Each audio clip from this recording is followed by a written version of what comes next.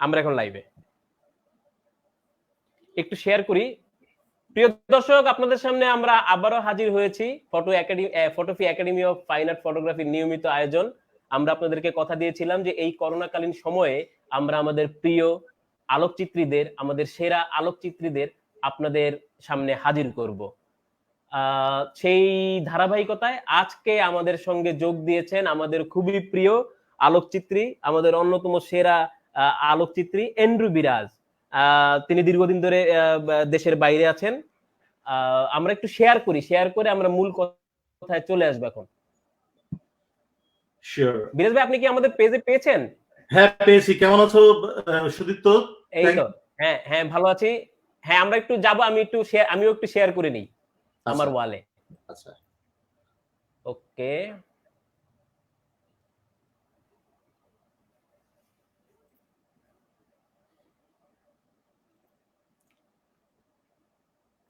এই এক বিড়ম্বনা এই শেয়ার করতে যাওয়াটা। এনিওয়ে, পাইছি। এবার আমরা আমার ওয়ালে যাই, ওয়ালে গিয়ে একটু দিয়ে নিই। আমি শেয়ার করার চেষ্টা করলাম। আমার মনে হয় আমার ফেসবুক পেজে শেয়ার। আপনার ওয়ালে এসেছে? আমি আপনাকে তাহলে ইনবক্সে দেই, তাহলে আপনার জন্য সুবিধা হবে। আমার ওয়ালে এসেছে। হ্যাঁ, আমার ওয়ালে দেখা যাচ্ছে। ওকে, তাহলে আর লাগবে না। হ্যাঁ, ঠিক আছে। তো আমরা আলোচনায় চলে যাই। বিরাজ ভাই, অনেকদিন পর আপনাকে দেখলাম। প্রথমত আমার তরফ থেকে আপনাকে অভিবাদন, এবং কেমন আছেন? হ্যাঁ, ভালো আছি। তুমি কেমন আছো? সবাইকে হ্যালো। অনেক দিন পর দেখা। হ্যাঁ, সবার সাথে। আপনি যে আমাদের এই লাইভ অনুষ্ঠানে আসবেন, ফটোভি লাইভে আসবেন, এটি যখন আমরা ঘোষণা করেছি তখন অনেকে আমাকে ব্যক্তিগতভাবে মেসেঞ্জারে নক করেছে, আমাকে ধন্যবাদ জানিয়েছে। একদম ধন্যবাদ জানিয়েছে যে বিরাজ ভাইকে অনেকদিন দেখি না, আপনি কিভাবে বিরাজ ভাইরে পেলেন। আমি বিরাজ ভাইরে তো পাওয়া যায়, সবসময় পাওয়া যায়, হয়তো বা কেউ তাকে বলেনি ফেসবুক লাইভে আসতে, বা ওই সিচুয়েশনই তো আমাদের ছিল না যে লাইভে এসে কথা বলতে হবে।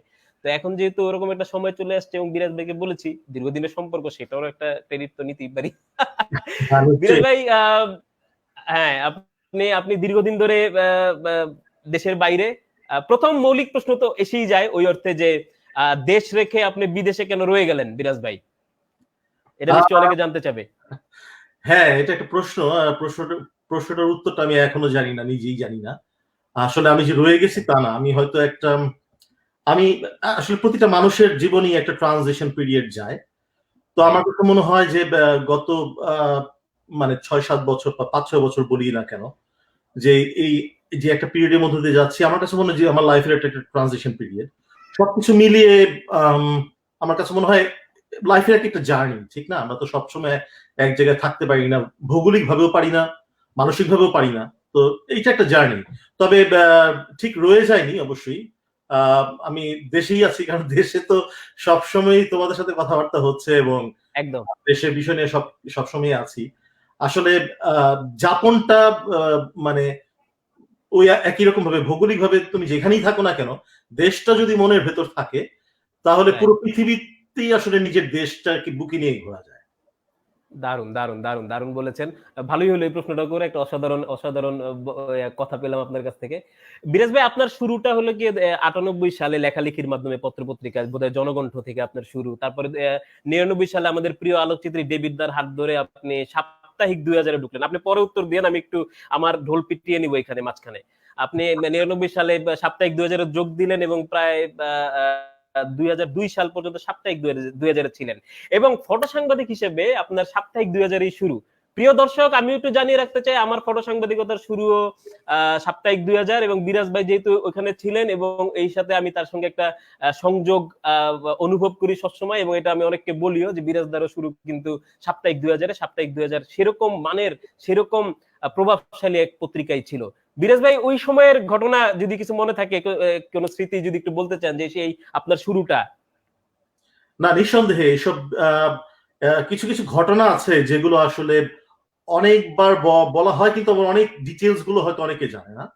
তো আমি তখন আমার কাজিনের একটা ক্যামেরা, মানে তখন পেন্টেক্স K1000 একটা ক্যামেরা, সেই ক্যামেরা দিয়ে ছবি তোলার চেষ্টা করছি। তখন মানে খুবই, তার যে একটা ক্যামেরা ছিল সেই ক্যামেরাটা নিয়ে আমি খুবই আগ্রহী ছিলাম। তো সেই জায়গা থেকে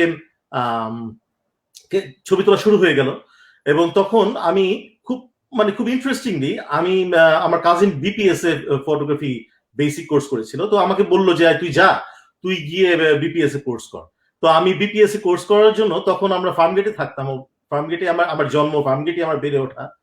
তো ফার্মগেট থেকে আমি রিক্সা নিয়ে পান্থপথ দিয়ে আমি বিপিএস এর দিকে যাচ্ছি। তখন আমার বয়স 17-18 এই ধরনের হবে, বা 16-17 এই ধরনের হবে। তখন আমি যাচ্ছি রিক্সা নিয়ে, তখন রিক্সা দিয়ে যেতে যেতে ডান পাশে আমি দেখি তখন বড় করে একটা সাইনবোর্ড টানানো, পাঠশালা the south Asian institute of photography. তখন আমার মনে হলো আসলে কি হতে পারে ঘটনাটা, আমি একটু ঢুকে দেখি। তো আমি ঢুকলাম, এবং সেই যে ঢুকলাম সেই থেকে আসলে এই জায়গাটা প্রেমে পড়ে গেলাম। তখন আমি পাঠশালাতে ভর্তি হয়ে যাই, পাঠশালার বেসিক কোর্সে। পাঠশালার প্রথম দিককার বেসিক কোর্স, অষ্টম ব্যাচের স্টুডেন্ট ছিলাম আমি, অষ্টম কিংবা নবম খুব সম্ভবত।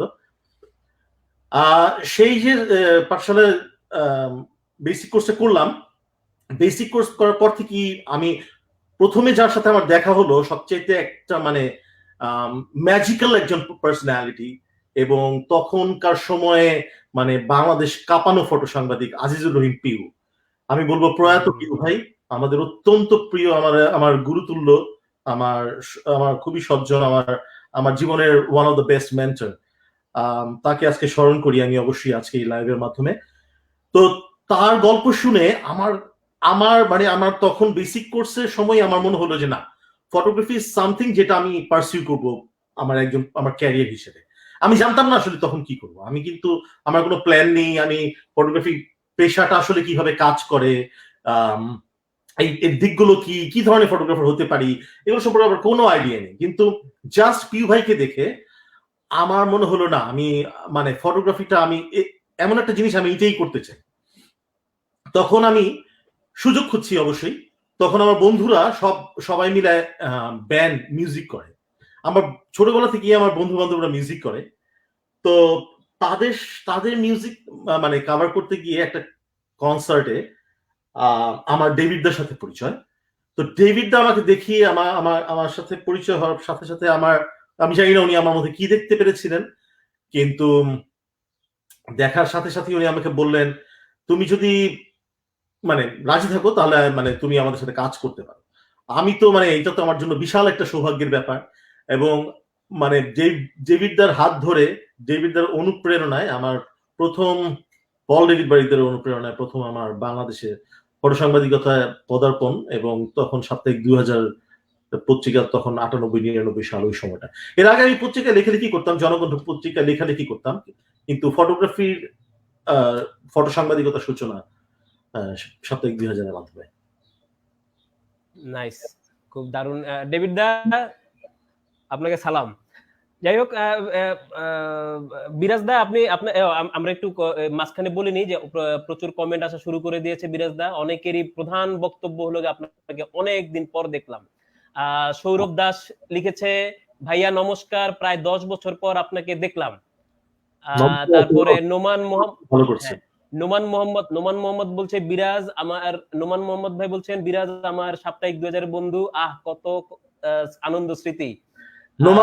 তারপরে বলে রাখি, নোমান এই মুহূর্তে ক্রীড়া সাংবাদিকদের মধ্যে অন্যতম মানে বলবো সফল এবং অন্যতম এফিশিয়েন্ট একজন সাংবাদিক, যার ক্রীড়া সাংবাদিকতা বাংলাদেশকে অন্য লেভেলে নিয়ে গেছে। জয়কে রায় চৌধুরী লিখেছেন, অনেক নাম শুনেছি, আজ লাইভে দেখলাম বিরাজ ভাই, ধন্যবাদ ফটোফি। মাসুমা পিয়া মাত্রি লিখেছেন, ভালো লাগলো দেখে, হাই বিরাজ, ইত্যাদি। আমরা আরো আরো আরো আরো আরো পাবো এরকম নানা মন্তব্য। বিরাজ ভাই, আপনি বহু জায়গায় কাজ করেছেন, এএফপি তে কাজ করেছেন, আপনি রয়টার্সে কাজ করেছেন, আপনি ভিসুরায় কাজ করেছেন, নিউ ইয়র্ক টাইমসে কাজ করেছেন, আরো নানা জায়গায় কাজ করেছেন। বর্তমানে আপনি আছেন একটি নন প্রফিট অর্গানাইজেশনের মিডিয়া বিভাগেও, আপনি ডিজিটাল মিডিয়া বিভাগে কাজ করছেন। কারণ আপনার তো একটা জার্নি আছে, একটা বিরাট জার্নি আমরা দেখেছি। আপনি ওয়ার্ল্ড প্রেস ফটো পুরস্কার পাওয়া একজন আলোকচিত্রী, একদম একদম মাঠের ফটো সাংবাদিক হিসেবে আপনি কাজ করছেন, একটা টাইম গেছে, আপনার একটা পিরিয়ড গেছে। আমরা দেখলাম যে ধরেন তারপরে বা এর আগেও কিছু কিছু যে আমাদের অনেক ফটোগ্রাফার কিন্তু এভাবে প্রবাসে গেল, প্রবাসে যাওয়ার পরে আমরা তাদের না কাজ দেখলাম না, তাদেরই দেখি না, তাদের কাজ তো অনেক দূরের কথা। আপনার কি মনে হয় মানে এই ধরনের এই যে প্রবাসে যাওয়া, তারা কি আসলে ফটোগ্রাফি করতে করতে বিদেশে গেল, নাকি বিদেশে যাওয়ার জন্য ফটোগ্রাফিটা করলো? আপনার আপনি আপনি এই বিষয়টাকে কিভাবে দেখেন? আমি মনে করি আসলে বিদেশের সাথে কাজের আসলে কোনো সম্পর্ক নেই। যে রাইট। যে কাজ করতে পারে আসলে যারা কাজ করে তারা যে কোনো জায়গায় কাজ করতে পারে। আম, বিদেশে যে আমি কাজ করি তা না, বিদেশে কাজের ইতিহাস আমার প্রথম থেকেই আছে। আমি যখন বাইরে পড়াশোনা করেছি, আমি রয়টার্স এর হয়ে বাইরে অ্যাসাইনমেন্ট করেছি, আমি এর আগেও বাইরে ছিলাম, বাইরে বাইরে অ্যাসাইনমেন্ট করেছি। আমার কাছে মনে হয় কাজ, আমি প্রথম দিকে যেটা বলছিলাম যে কাজ হচ্ছে এমন একটা জায়গা যে জায়গাটা হচ্ছে আপনার জীবনের ট্রান্সফরমেশনের সাথে মানে পরিবর্তিত হয়। এখন ধরেন আপনি একজন ফটোগ্রাফার, তার একটা নির্দিষ্ট সময়ে অনেক কাজ করেছে এবং মাঝখানে মানে তার কোনো আর কাজ নেই একটা নির্দিষ্ট নির্দিষ্ট সময় পর, তার মানে এই না কিন্তু সেই ফটোগ্রাফারটা হারিয়ে যাচ্ছে। এমনও হতে পারে যে ধরেন কিছু কিছু সময় হয় কি আমাদেরকে একটু স্টেপ ব্যাক করতে হয়, কারণ একটা সময় ছিল আহ একটা পর একটা কাজ প্রডিউস করে গেছি, একটা সময় ছিল একটা পর একটা আহ মানে কাজের মধ্যে বিজি ছিলাম, অনেক কিছু ঘটেছে। কিন্তু আমার কাছে মনে হয়েছে যে ফটোগ্রাফি চেঞ্জের জন্য, নিজের নিজের পরিবর্তনের জন্য, এবং আমি যে ধরনের ফটোগ্রাফি করতে চাই এবং যে ধরনের ফটোগ্রাফি আমি পার্সিউ করতে চাই, সেই ধরনের ফটোগ্রাফির জন্য আমার একটু পরিবর্তনের প্রয়োজন আছে। এবং আমি এখনো সেই কাজ করে যাচ্ছি, আমি নিজে কাজ করে যাচ্ছি। হয়তো আপনারা আগে যে ফরম্যাটে যে পেইসে কাজগুলো দেখতেন, এখন হয়তো সেটা না, কিন্তু হয়তো ডিফারেন্ট ফরম্যাটে আপনারা কাজগুলো আবার দেখতে পাবেন হয়তো। বিরাজ ভাই, এইটাই আমি কিন্তু এই কথাই বলছিলাম। আপনার কাজ সম্পর্কে আমি ব্যক্তিগতভাবে কিন্তু জানি। আমি এটাই বলছিলাম যে আপনি তো একটা কাজের মধ্যে দিয়ে আছেন, ডিজিটাল মিডিয়াতেও আপনি এখন কাজ করছেন। আমি ব্যক্তিগতভাবে নিজেও, আমি অফিসিয়ালি কিন্তু প্রথম আলোতেও ডিজিটাল মিডিয়ার দিকে এগোচ্ছি। কিন্তু আমি আমি আমি বোধহয় আপনাকে আপনি আমি আমি আপনাকে বুঝাতে পারি না। আমি বলছি যে আরো অনেক ফটোগ্রাফার, আমি সবার কথা বলছি না, অনেক প্রতিভাশীল মানে একদম প্রমিজিং ফটোগ্রাফারকে আমরা দেখেছি যে ঢাকায় যখন ছিলেন, বাংলাদেশে যখন ছিলেন, তখন অসাধারণ সব কাজ করেছেন। কিন্তু বিদেশে যাওয়ার পরই তাদেরকে আমরা হারিয়ে ফেলছি। না সে বিদেশে আলোকিত, না সে দেশে, মানে একেবারেই বিলীন হয়ে যাওয়া। এই ব্যাপারটাকে আপনি কিভাবে দেখেন? আপনি তো বিলীন হন নাই, আপনার কথা আমি বলছি না।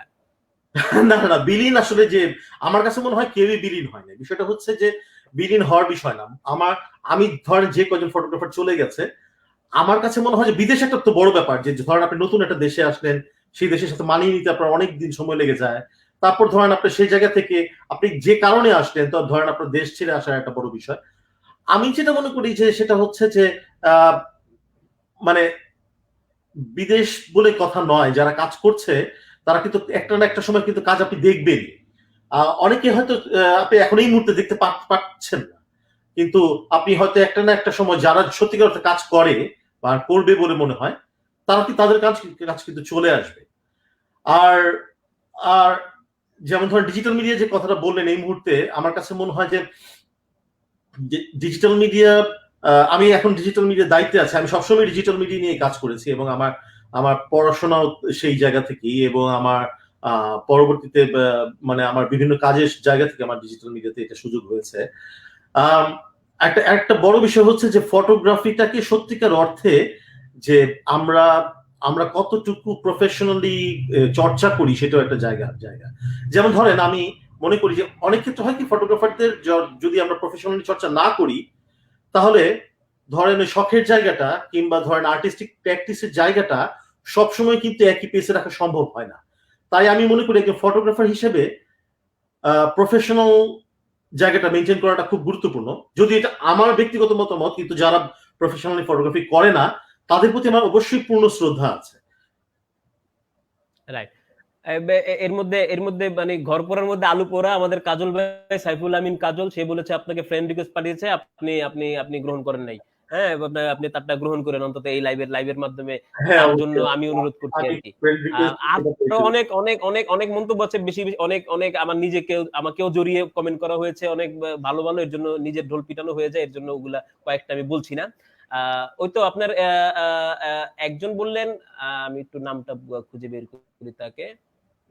এই যে পলাশ রহমান জানতে চেয়েছেন যে আপনার স্ট্রাগলিং, মানে আপনার স্ট্রাগলটা ফটোগ্রাফির এটা নিয়ে। আমাদের পোস্টের মধ্যে এটা চলে আসবে, আমরা আমরা ওইটা তখনই আমরা বলতে পারবো। আরেকজন প্রশ্ন করেছেন যে বিরাজ ভাই আপনি কেন রয়টার্স ছাড়লেন, এটা আমারও একটা প্রশ্ন, আমি আসবো এটা পরের প্রশ্ন। আমি আগে আমার আমার 4 নম্বর প্রশ্নটা করে নিই বিরাজ ভাই। সেটা হলো যে বিরাজ ভাই আপনি প্রচুর অ্যাওয়ার্ডে ভূষিত, আপনি তো ওয়ার্ল্ড প্রেস ফটো পুরস্কার তো পেলেনই 2011 সালে, জুপ সোয়ার্ড মাস্টার ক্লাসে আপনি নির্বাচিত হলেন 2008 সালে, NPPA, China International Press Photo, picture of the year, এরকম অনেক নানা পুরস্কার। আপনার কাছে এমন কোন পুরস্কার কি আছে যেটা আপনাকে খুব আনন্দিত বেশি করে বা আপনার কাছে খুব গুরুত্বপূর্ণ বলে মনে হয়, অথবা আপনার কাছে মনে হয় যে এটা আমার জীবনের একটা মোড় ঘুরানোর একটা পুরস্কার? অবশ্যই পুরস্কারগুলো তো অবশ্যই আমাকে খুবই আনন্দিত করে এবং অনেক অনেক ইন্সপায়ার করে অবশ্যই। আসলে বিষয়টা হচ্ছে কি, আমি আপনাকে একটু অন্যভাবে বলি, আসলে পুরস্কারের রাজনীতিটা একটু ডিফারেন্ট। আমরা যখন আমরা যখন প্রথম ফটোগ্রাফি শুরু করি তখন থেকে আমরা দেখেছি, আমরা কিন্তু সবাই বলি বাংলাদেশে যে আসলে না দেখেন আমরা কিন্তু পুরস্কার ভালো লাগে না, আমি কিন্তু পুরস্কার চাই না, আমি পুরস্কার পাওয়ার জন্য কোনোদিন ছবি তুলি না। আমার কাছে সবসময় এই জিনিসটা মনে হয় যে, আমি জানি না কেন এরকম করে, আমার ব্যক্তিগতভাবে পুরস্কার পেতে সবসময় ভালো লেগেছে, এখন যদি কেউ পুরস্কার দেয় আমার ভালো লাগে। কিন্তু একটা জিনিস সবসময় করেছি যে পুরস্কারের কথা চিন্তা করে কখনো তো ছবি তোলা হয়নি। ছবি তুলতে তুলতে কাজের কাজের ক্ষেত্রে হয়তো বিভিন্ন ধরনের রেকগনিশন চলে আসছে। সেই জায়গা থেকে আমি বলবো 2008-এর জুপসওয়ার্থ মাস্টার ক্লাসটা আমার জন্য একটা বড় টার্নিং পয়েন্ট ছিল। মাস্টার ক্লাসটা আমি এখনো বলি বাংলাদেশের ফটোগ্রাফাররা মাস্টার ক্লাসটাকে নিয়ে, এর আগে যখন বাংলাদেশে মাস্টার ক্লাস প্রথমবারের মতো এলো তখন থেকে কিন্তু মাস্টার ক্লাসকে আমরা অন্যভাবে দেখি। এখন সেই জায়গা থেকে ধরেন আমরা মানে মাস্টার ক্লাস অবশ্যই আমার জীবনের একটা বড় জায়গা। এরপর ওয়ার্ল্ড প্রেস ফটো পেয়েছি, অন্যান্য অনেক ধরনের রেকগনিশন যেগুলো পেয়েছি, সেই রেকগনিশন প্রত্যেকটাই আমাকে খুব অনুপ্রাণিত করেছে। আমার কাছে মনে হয় যে এইটা খুব গুরুত্বপূর্ণ জায়গা। অ্যাওয়ার্ডের এই জায়গাটি হচ্ছে সবচেয়ে শক্তিশালী। যখন আপনি অ্যাওয়ার্ড পান তখন আপনি আরো বেশি ইন্সপায়ার্ড হন যেন আরো ভালো কাজ করার জন্য, এবং সেই জায়গাটা যদি আমরা ধরে রাখতে পারি অ্যাওয়ার্ড অবশ্যই আসবে, কারণ আপনি যদি ভালো কাজ করে যান। আর যত যত মানে রেগুলার কাজ করে গেলে অবশ্যই অ্যাওয়ার্ড আসতে থাকবে। আর আমি আরেকটা জায়গা হচ্ছে, ধরেন অ্যাওয়ার্ড এমন একটা জায়গা যেমন আমাদের আমাদের সংস্কৃতিতে, বিশেষ করে বাংলাদেশি ফটোগ্রাফি সংস্কৃতিতে অ্যাওয়ার্ডটা কি আমরা একমাত্র মানদণ্ড হিসেবে দেখি। এই জায়গাটাকে আমি একটু চ্যালেঞ্জ করতে চাই। যেমন ধরেন আমি যখন 2008-এ যখন আমি জুপসওয়ার্থ মাস্টার ক্লাস পেলাম, তখন হঠাৎ করে আমার কাজের প্রতি মনোযোগ সবার বেড়ে গেল। তখন আমি চিন্তা করলাম, দেখেন তখন মাত্র ফেসবুক এসছে, ফেসবুকের চলনও তেমন না, তখন মেইন স্ট্রিম মিডিয়ার প্রতি মানুষ ওখানে মানে বেশি, ওর মাধ্যমে বেশি খবর পায়। কিন্তু আমি তো চিন্তা করলাম যে অ্যামস্টারডামে বসে কমপ্লিটলি ডিফারেন্ট কিছু, কমপ্লিটলি ডিফারেন্ট দেশের, ভিন্ন দেশের ভিন্ন ফটোগ্রাফাররা যখন, ভিন্ন একটা জুরি যখন আমার কাজকে বললো আচ্ছা এই কাজটা ভালো, তখন হঠাৎ করে বাংলাদেশের মানুষজন বোঝাতে শুরু করলো আচ্ছা এই কাজটা তো ভালো। এতদিন তাদের চোখের সামনেই আমার কাজগুলো ছিল, এবং ক্ষেত্রে কিন্তু আমার তাই হয়েছে। তাদের চোখের সামনেই আমি কাজ করে যাচ্ছি, তাদের চোখের সামনে সবকিছু আছে, কিন্তু যখন ভিন দেশ থেকে আমাকে কোনো বিদেশি মানুষজন, বিশেষ করে সাদা চামড়া যখন আমরা বলি, যখন আমাদেরকে রেকগনাইজ করে তখন সেটাকে খুব গুরুত্ব সহকারে রাখা হয়। এখন আমিও সেই প্রক্রিয়ার বাইরে নই, ঠিক আছে। ধরেন আমরাও যখন আমরা দেখবেন আমরা ফটোগ্রাফাররা যখন বড় বড় ইন্সপিরেশনের কথা বলি তখন আমরা বড় বড় ফটোগ্রাফারের নাম বলি প্রথমে, কিন্তু ধরেন আপনার আপনার পাশের যে ফটোগ্রাফারটা, আপনার পাশের যে বড় ভাইটা আপনাকে যে সাহায্য করেছে, তারাই তো আসল আসল অনুপ্রেরণাদাতা। তো আমি মনে করি যে ধরেন মানে অ্যাওয়ার্ডের রাজনীতি অনেক অনেক ভিন্ন অবশ্যই। তবে আমি অ্যাওয়ার্ড অবশ্যই, আমি যদি বলি যে অ্যাওয়ার্ড পছন্দ করি না, এটা ভুল হবে আর কি। ভুল হবে অবশ্যই, আমি সেই মিথ্যাচার করতে যাব না, কিন্তু অ্যাওয়ার্ড ভালো লাগে। তবে আমার কাছে মনে হয় যে অ্যাওয়ার্ডের বাইরেও কাজটা খুব গুরুত্বপূর্ণ।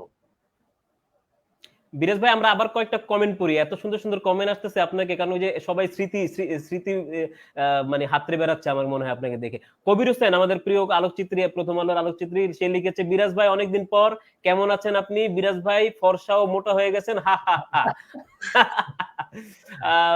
শামীম আহমেদ বলেছে, আমাদের ফটো সাংবাদিক শামীম আহমেদ, চমৎকার, খুব ভালো লাগলো বিরাজ ভাইকে অনেকদিন পর দেখলাম, ধন্যবাদ সুদীপ্ত দা। পারভেজ আজিজ লিখেছে, অ্যান্ড্রু বিরাজ ভাই good to see you, miss you man. আচ্ছা, ওই যে আমি আগে একটা যে প্রশ্ন করেছিলাম ওইটারই একটা সম্পূরক প্রশ্ন না, ঠিক মন্তব্য, ওই যে কাজল ভাইয়ের আবারও সে লিখেছে যে 2018-র ছাত্র আন্দোলনে ক্ষতিগ্রস্ত অনেকেই এখন বিদেশে, কিন্তু তারা ফটোগ্রাফি করেন বলে মনে হয় না। এর আগে অনেকেই পলিটিক্যাল অ্যাসাইলাম নিয়ে গেছেন, কেউই ফটোগ্রাফি করেন না। আমি কিন্তু এই জায়গাটাই আর কি টাচ করতে চেয়েছিলাম। আপনি বলেছেন, আপনার উত্তর আপনি দিয়েছেন, যদি আপনার এই ক্ষেত্রে যদি আপনার কোনো যোগ করার কিছু আছে কিনা। আমি আমার বিশেষ করে পলিটিক্যাল অ্যাসাইলামের কথাটা বলবো, যে পলিটিক্যাল অ্যাসাইলাম দেখেন, পলিটিক্যাল অ্যাসাইলাম কে নিচ্ছে কে নেয়নি সে সেটা বিষয়ে আমি আপনাকে বলতে পারবো না অবশ্যই কোনো ফটোগ্রাফারের নামে। এবং আমি মনে করি যে যে কোনো ফটোগ্রাফারই হোক না কেন, যে কোনো শিল্পী, যে কোনো মানুষ পলিটিক্যাল অ্যাসাইনমেন্ট নিয়েছে কিনা সেইটা আপনি 100% নিশ্চিত না হওয়া পর্যন্ত এভাবে বলা উচিত বলে আমি মনে করি না। আর পলিটিক্যাল অ্যাসাইলামের বাইরেও মানুষজন অনেকভাবে থাকে পুরো পৃথিবীতে, মানে দেশের বাইরে, তো সেসব বিষয়গুলো জানার প্রয়োজন আছে। তো আমি কে ফটোগ্রাফি করছে তাদের তাদের ব্যক্তিগত জায়গায়। ওকে, কামাল তুষার আহমেদ বলেছে, বিরাজ ভাই, Biraj you hit the right point, আপনার কথা তার ভালো লাগছে। নাফিজা আফরুজ, আমাদের নাফ নদী, সেই প্রশ্ন সে কমেন্ট করেছে, hello Biraj, good to see you again on live. Okay, আচ্ছা, আমাদের পনির হোসেন প্রশ্নটা করেছিল, ওই প্রশ্নটা আমার লেখাই ছিল, আমি এই প্রশ্নটা করব। পনির হোসেনের প্রশ্নটাই যাই একটু। পনির হোসেন, হ্যাঁ, পনির প্রশ্ন করেছে যে আপনার অনেক কাজ সে দেখেছে রয়টার্সে, কিন্তু সে খুব অবাক হয় যে আপনি রয়টার্স ছাড়লেন কেন, যদি আপনাদের সাথে একটু শেয়ার করেন বিরাজ ভাই। এই প্রশ্নটা আমাকে অনেকবারই অনেকে করে, এবং যখন আমি রয়টার্স ছাড়ছি তখন আমার অনেক শুভানুধ্যায়ীরা আমাকে প্রশ্ন করেছিল। দেখেন, এখানে কিছু গল্প আছে, সেই গল্পগুলো আসলে হয়তো এত সীমিত পরিসরে বলা মুশকিল, কিন্তু আমি যখন বাংলাদেশে ফটো সাংবাদিকতা করছি তখন আমি তো দীর্ঘদিন যাবত করছি, এবং একটা সময় আসলো যে ধরে বিশেষ করে 2008-9 থেকে 2012-13-14 পর্যন্ত আমি বলবো যে বাংলাদেশের অবস্থা, বিশেষ রাজনৈতিক ক্ষেত্রে বাংলাদেশের অবস্থা যে ধরনের টানাপোড়েন গুলো ছিল আমরা সবগুলো কভার করেছি। ফটোগ্রাফাররা না আসলে অনেক ধরনের মানসিক ট্রান্সফরমেশন এবং মানসিক একটা জার্নির ভেতর দিয়ে যায়, যে জায়গাগুলো আমরা আসলে দেখি না সবসময়। আমরা সাধারণত দেখেন, আপনি যখন একটা ফটোগ্রাফারের কাজ দেখছেন তখন আপনি সেই ফটোগ্রাফারের একদিনের কিংবা এক মাসের কিংবা এক বছরের অনেকগুলো কাজের মধ্যে শুধুমাত্র একটা কিংবা দুটো ছবি দেখছেন, কিন্তু তার পেছনে কিন্তু হাজার হাজার শত শত ছবি রয়ে গেছে। সেই ছবিগুলো নির্মাণ করতে একটা ফটোগ্রাফারের একটা দীর্ঘ মানসিক জার্নির ভেতর দিয়ে যেতে হয়। সেই দীর্ঘ মানসিক জার্নিটা কিন্তু সবার জন্য সমান থাকে না। যেমন ধরেন, আমরা যারা ফটো সাংবাদিকরা প্রতিনিয়ত আগুন কিংবা কিংবা সংঘাত কিংবা যে ধরনের বিক্ষোভ কিংবা যে ধরনের মানে ডেড বডি ছবি, এই ধরনের মানে চ্যালেঞ্জিং পরিসরে যখন কাজ করে আসি, তখন কিন্তু শুধুমাত্র যে আমরা সেই ঘটনাগুলো দেখি তা কিন্তু না, সেই ঘটনার আমি একটা পার্ট থাকি, সেই ঘটনার মধ্যে যেহেতু আমি একটা অংশ থাকি, সেই ঘটনাটা আমাকেও কিন্তু সমানভাবে কিংবা আমি বলবো আরো বেশি আমাকে কিন্তু অনেকভাবে মানে মানে এফেক্ট করতে পারে। সেই জায়গা থেকে একটা ফটোগ্রাফার কতক্ষণ পর্যন্ত প্রেস ফটোগ্রাফি বা ফটো সাংবাদিকতা করবে সেটা আসলে সেই ফটোগ্রাফারের সেই নেওয়ার ক্ষমতার উপর নির্ভর করে। এবং আমার কাছে মনে হয় একটা সময় পরে গিয়ে আমার কাছে মনে হয়েছে যে এই কাজটা, মানে ফটো সাংবাদিকতার প্রতিদিনকার ছবি তোলার যে কাজটা, সেই কাজটা আমার ক্যারিয়ারের একটা নির্দিষ্ট সময় পর্যন্ত, আমার জীবনের একটা নির্দিষ্ট সময় পর্যন্ত পারফেক্ট ছিল। কিন্তু এখন মনে হয় সময় এসেছে যে আমার ফটোগ্রাফির যাত্রাটাকে আমি ভিন্নভাবে দেখব, এবং সেজন্যই আসলে আমার রয়টার্স কিংবা মানে প্রতিদিনকার ফটো সাংবাদিকতার জায়গাটা থেকে সরে আসা। কিন্তু আমি কিন্তু ফটোগ্রাফির অন্য অন্য জায়গায় আছি। আমি আপনাকে একটা ঘটনার কথা বলতে চাই। হেফাজতে ইসলামের যে বড় ঘটনাটা ঘটেছিল তার ঠিক আগের দিন, এটা খুব সম্ভবত 2013 বা 12 সালে, আমার ঠিক এক্স্যাক্টলি মনে নেই, তার ঠিক আগের দিন বাংলাদেশের কেরানীগঞ্জে, ঢাকার কেরানীগঞ্জে একটা বড় ধরনের ক্ল্যাশ হয়। তখন আমরা সেই ক্ল্যাশের খবরটা পাই, এবং সেখানে আমরা জানতে পারি যে দুপক্ষের মধ্যে একটা ক্ল্যাশে একজন মারা গেছে। তো যেহেতু সন্ধ্যার দিকে ক্ল্যাশটা হয়েছে, তো আমরা খবর পেতে পেতে ক্ল্যাশটা শেষ হয়ে গেছে। তো অনেকে বলছিল যে আহত লোকজন ঢাকা মেডিকেল কলেজে আছে। তো আমরা সেখানে যাই, ঢাকা মেডিকেল কলেজে। আমি এবং আমার সাথে আমার এক কলিগ ছিলেন। তো আমরা যখন যাই তখন আমরা গিয়ে দেখি যে একজন লোক মারা গেছেন, সে সে মর্গে আছেন। তো টেম্পোরারি মর্গ, যেটা আপনি চিনবেন অবশ্যই সুদীপ্ত। তো সেখানে কেচি কেটে বাইরে থেকে দেখি আমরা আমাদের তার তার তার দেহটা ওখানে আছে। তো আমরা ওখানে দাঁড়িয়ে আছি। তো আমি ঠিক ব্যাপারটা বুঝতে পারছি না আমি আসলে কি করব। আমি ব্যাপারটা মানে ধরার চেষ্টা করতেছি আমরা কি ক্ল্যাশটা, যেহেতু আমরা মানে ওখানে অলরেডি ঘটনাটা শেষ, এখানে একজন লোক মারা গেছে, কিছু লোক পরিস্থিতি থমথমে, সবকিছু মিলিয়ে এখন আমি চলে যাবো। আমার আবার তখন রয়টার্স এর ডেডলাইন, তখন ছবি ফাইল করতে হবে, তখন একটা জায়গা আমি ঠিক ওখানটাতে দাঁড়িয়ে আছি। তখন আমি দেখলাম যে হন্তদন্ত হয়ে একটি মহিলা মানে করিডোরের মধ্যে ঘুরে বেড়াচ্ছে। এবং যখন আমাকে উনি দেখলেন, তো উনি আমাকে ধরে জোরে জোরে ঝাঁকি দিয়ে জিজ্ঞেস করছেন ওনার স্বামীর কথা, ওনাকে কি আমি দেখেছি। আমি তো ওনার নাম জানি না, সো আমি ওনাকে উত্তর দিতেও পারছি না, আমি হতবিহ্বল বলছি এখানে। সে আমার সাথে কথা বলতে বলতেই উনি চিৎকার করতে করতে ওনার বাম দিকে যে লাশঘর, সেই লাশঘরে ওনার চোখটা যখন গেল, শি জাস্ট কোল্যাপসড। উনি জাস্ট মানে আমাকে ধরে উনি মানে ভেঙে পড়লেন আর কি রীতিমতো। আমার ঠিক সেই মুহূর্তে মনে হয়েছে আমি আসলে এক্স্যাক্টলি এখানে কি করছি, আমি আসলে কোন ভূমিকাটা পালন করছি। আমি বেশি মানে ভেতরে যাচ্ছি না, কিন্তু এই ধরনের প্রচুর শত শত ঘটনা আমরা ফটো সাংবাদিক হিসেবে প্রতিনিয়ত কিন্তু ফেস করেছি। এই ধরনের ঘটনার ভেতর দিয়ে যাওয়ার জন্য যে ধরনের মেন্টাল স্টেটটার প্রয়োজন, সেই স্টেটটার ভেতর আপনি কতক্ষণ থাকবেন সেটা নির্ভর করে অবশ্যই আপনার ব্যক্তি জীবন এবং আপনি কতটুকু নিতে পারেন আপনার নেওয়ার ক্ষমতার উপর। তো আমার কাছে মনে হচ্ছে সেটাই আমার একটা লিমিট ছিল হয়তো। আবার বলা যায় না, আমি যদি পরবর্তীতে কখনো মনে করি তখন হয়তো আমি আবার পরবর্তীতে দৈনন্দিন ফটো সাংবাদিকতার জায়গায় ফেরত আসবো। তবে আমার ফটো সাংবাদিকতা, আমার ফটোগ্রাফি অবশ্যই থাকবে। বিরাজ ভাই, যদি কোনো রকমের সমস্যা হয় আমাদের কথা বলায়, তাহলে কেটে আবার আপনি সেই লিঙ্কটাতে ঢুকলে আবার নতুন করে শুরু হয়ে যাবে। এখন পর্যন্ত ঠিক আছে, আর কি আমি বলে রাখলাম আপনাকে। বিরাজ ভাই, একটু পরিবেশটা খুবই গম্ভীর হয়ে গেছে, আমি একটু হালকা করার চেষ্টা করি। রুমি জাকারিয়া লিখেছে, ভাই বিরুলিয়া এখন একটা ব্রিজ হয়েছে, ফেরি দিয়ে আর পার হওয়া লাগে না, ঘটনা কি, কোনো গল্প আছে নাকি? হ্যাঁ, রুমি ভাইয়ের সাথে আমরা টিটিএল আসলে আমার খুব প্রিয় একটা গ্রুপ। টিটিএল এর ফটোওয়াকে আমি দু একবার জয়েন করেছি। রুমি ভাইয়ের সাথেও সেই সূত্রে পরিচয় হওয়াতে আমরা রুমি ভাই, অভিজ্ঞতা, আনন্দ কবির অভিজ্ঞ, আমরা ফটোওয়াকে যেতাম। তো সেই সুন্দর স্মৃতিগুলো। রুমি ভাই অনেক ধন্যবাদ, অনেকদিন পর দেখা হলো। হ্যাঁ, সেখানে একটা অর্ধেক বানানো ব্রিজ ছিল দীর্ঘদিন, তো সেই ব্রিজ ওঠাও যায় না, নামাও যায় না। তো খুব ইন্টারেস্টিং একটা জায়গা। যাক, স্মৃতিচারণ হয়ে গেল। বিরাজ ভাই, আমাদের সৌরভ দাস আরেকটা প্রশ্ন করেছে যে, ভাই বাংলাদেশে থাকলে এখন আপনি কি করতেন, এখন আমরা কিসে বেশি জোর দিব, একটু যদি বলতেন। মানে কোন একটা বিষয় নিয়ে একটু জানতে চাচ্ছে, আপনি এখন থাকলে কি নিয়ে কাজ করতেন? আমার কাছে মনে হয় বাংলাদেশে যদি আমি এখন থাকতাম, এই মুহূর্তে বাংলাদেশে সবচেয়ে যেটা প্রয়োজন সেটা হচ্ছে যে প্রশিক্ষণ, ফটোগ্রাফার এবং ফটো সাংবাদিকতা প্রশিক্ষণ। আমার কাছে মনে হয় যে যেহেতু সুদীপ্ত আপনার এই লাইভে আমি আসছি, মানে কিছু কথা বলার সুযোগ আছে, আমার কাছে মনে হয় যে বাংলাদেশের মানে ফটোগ্রাফি শেখার জায়গাটা এখনো অনেক কনফিউজিং লেভেলে রয়ে গেছে।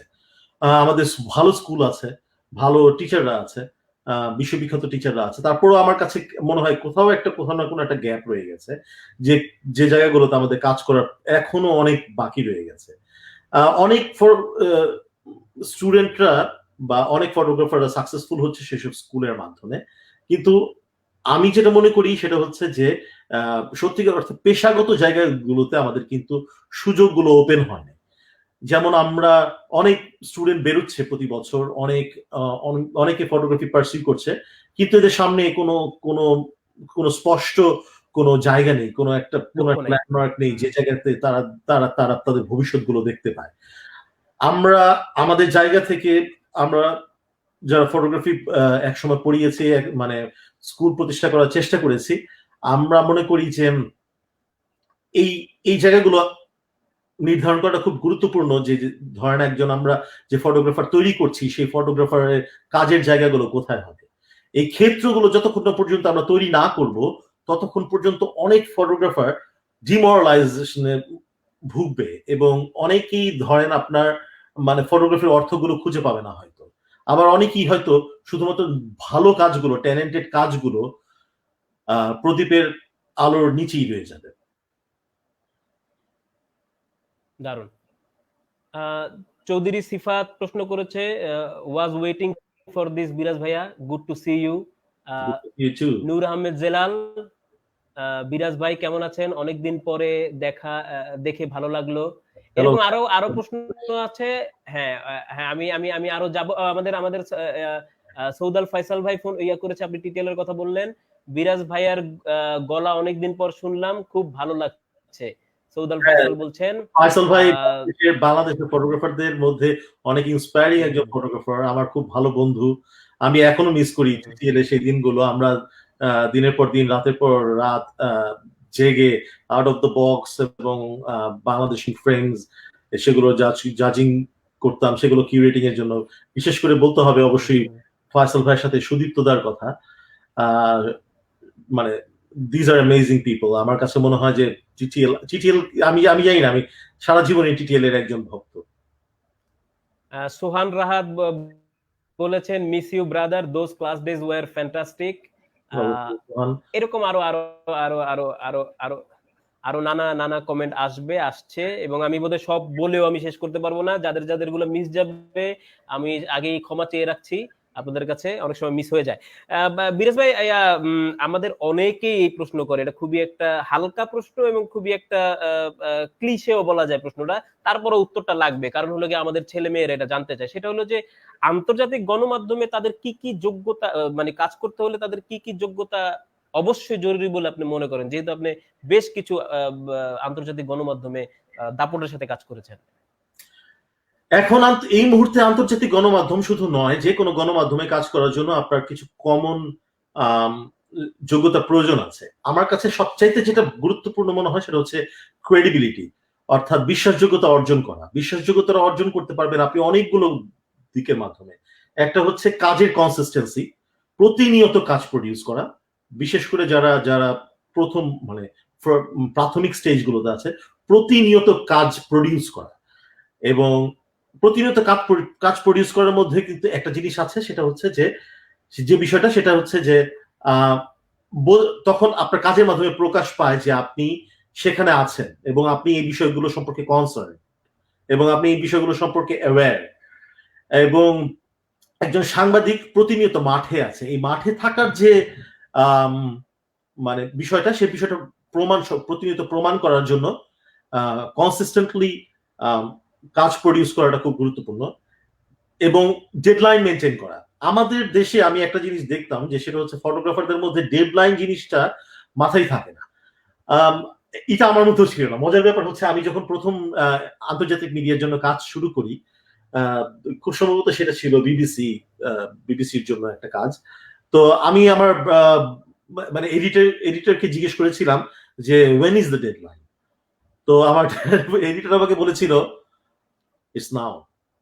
বিরাজ ভাই একটু থেমে গিয়েছিল, বিবিসির জন্য প্রথম কাজ, এখান থেকে আরেকবার বলছিলাম যে আমি যখন প্রথম বিবিসির জন্য আমার আন্তর্জাতিক মিডিয়া যখন আমার প্রথম একটা কাজ, সেটা হচ্ছে যে বিবিসি ছিল খুব সম্ভবত, সেখানে আমি আমার এডিটরকে জিজ্ঞেস করলাম when is the deadline, তো আমার এডিটর আমাকে উত্তর দিলেন now, deadline is now, right নাও।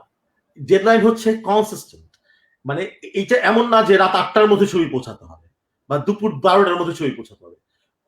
এইটা এমন একটা যুগ, এটা এমন একটা সময়, আপনার ডেডলাইন হচ্ছে কনসিস্টেন্টলি আপনার ডেডলাইন মুভ করবে। সো এই যে জিনিসটা মাথায় রাখা, এই মানে কনসিস্টেন্টলি রেগুলারলি আপনার ভালো কাজ ডেডলাইন মেনটেন করে সরবরাহ করা, এই পুরো বিষয়গুলোতে মানে অবশ্যই মানে এফিসিয়েন্সি থাকা প্রয়োজন। সেই সাথে থাকা প্রয়োজন হচ্ছে আপনার যোগাযোগ, অবশ্যই যোগাযোগ প্রয়োজন। আগে একটা সময় ছিল আমাদের বড় বড় ফটোগ্রাফাররা যখন পাঠশালায় আসতো, পাঠশালায় আমাদেরকে ওয়ার্কশপ করাতো, কিংবা আমরা অন্যভাবে যখন পরিচিত হতাম, বা হয়তো বিদেশে যাওয়া পর্যন্ত কোনো একটা ফেস্টিভ্যালে, কোনো একটা কন্টেস্টে, তখন পর্যন্ত অপেক্ষা করতে হতো কোনো একটা ফটো এডিটরকে কাজ দেখাবো বলে। এখন কিন্তু সেটা না।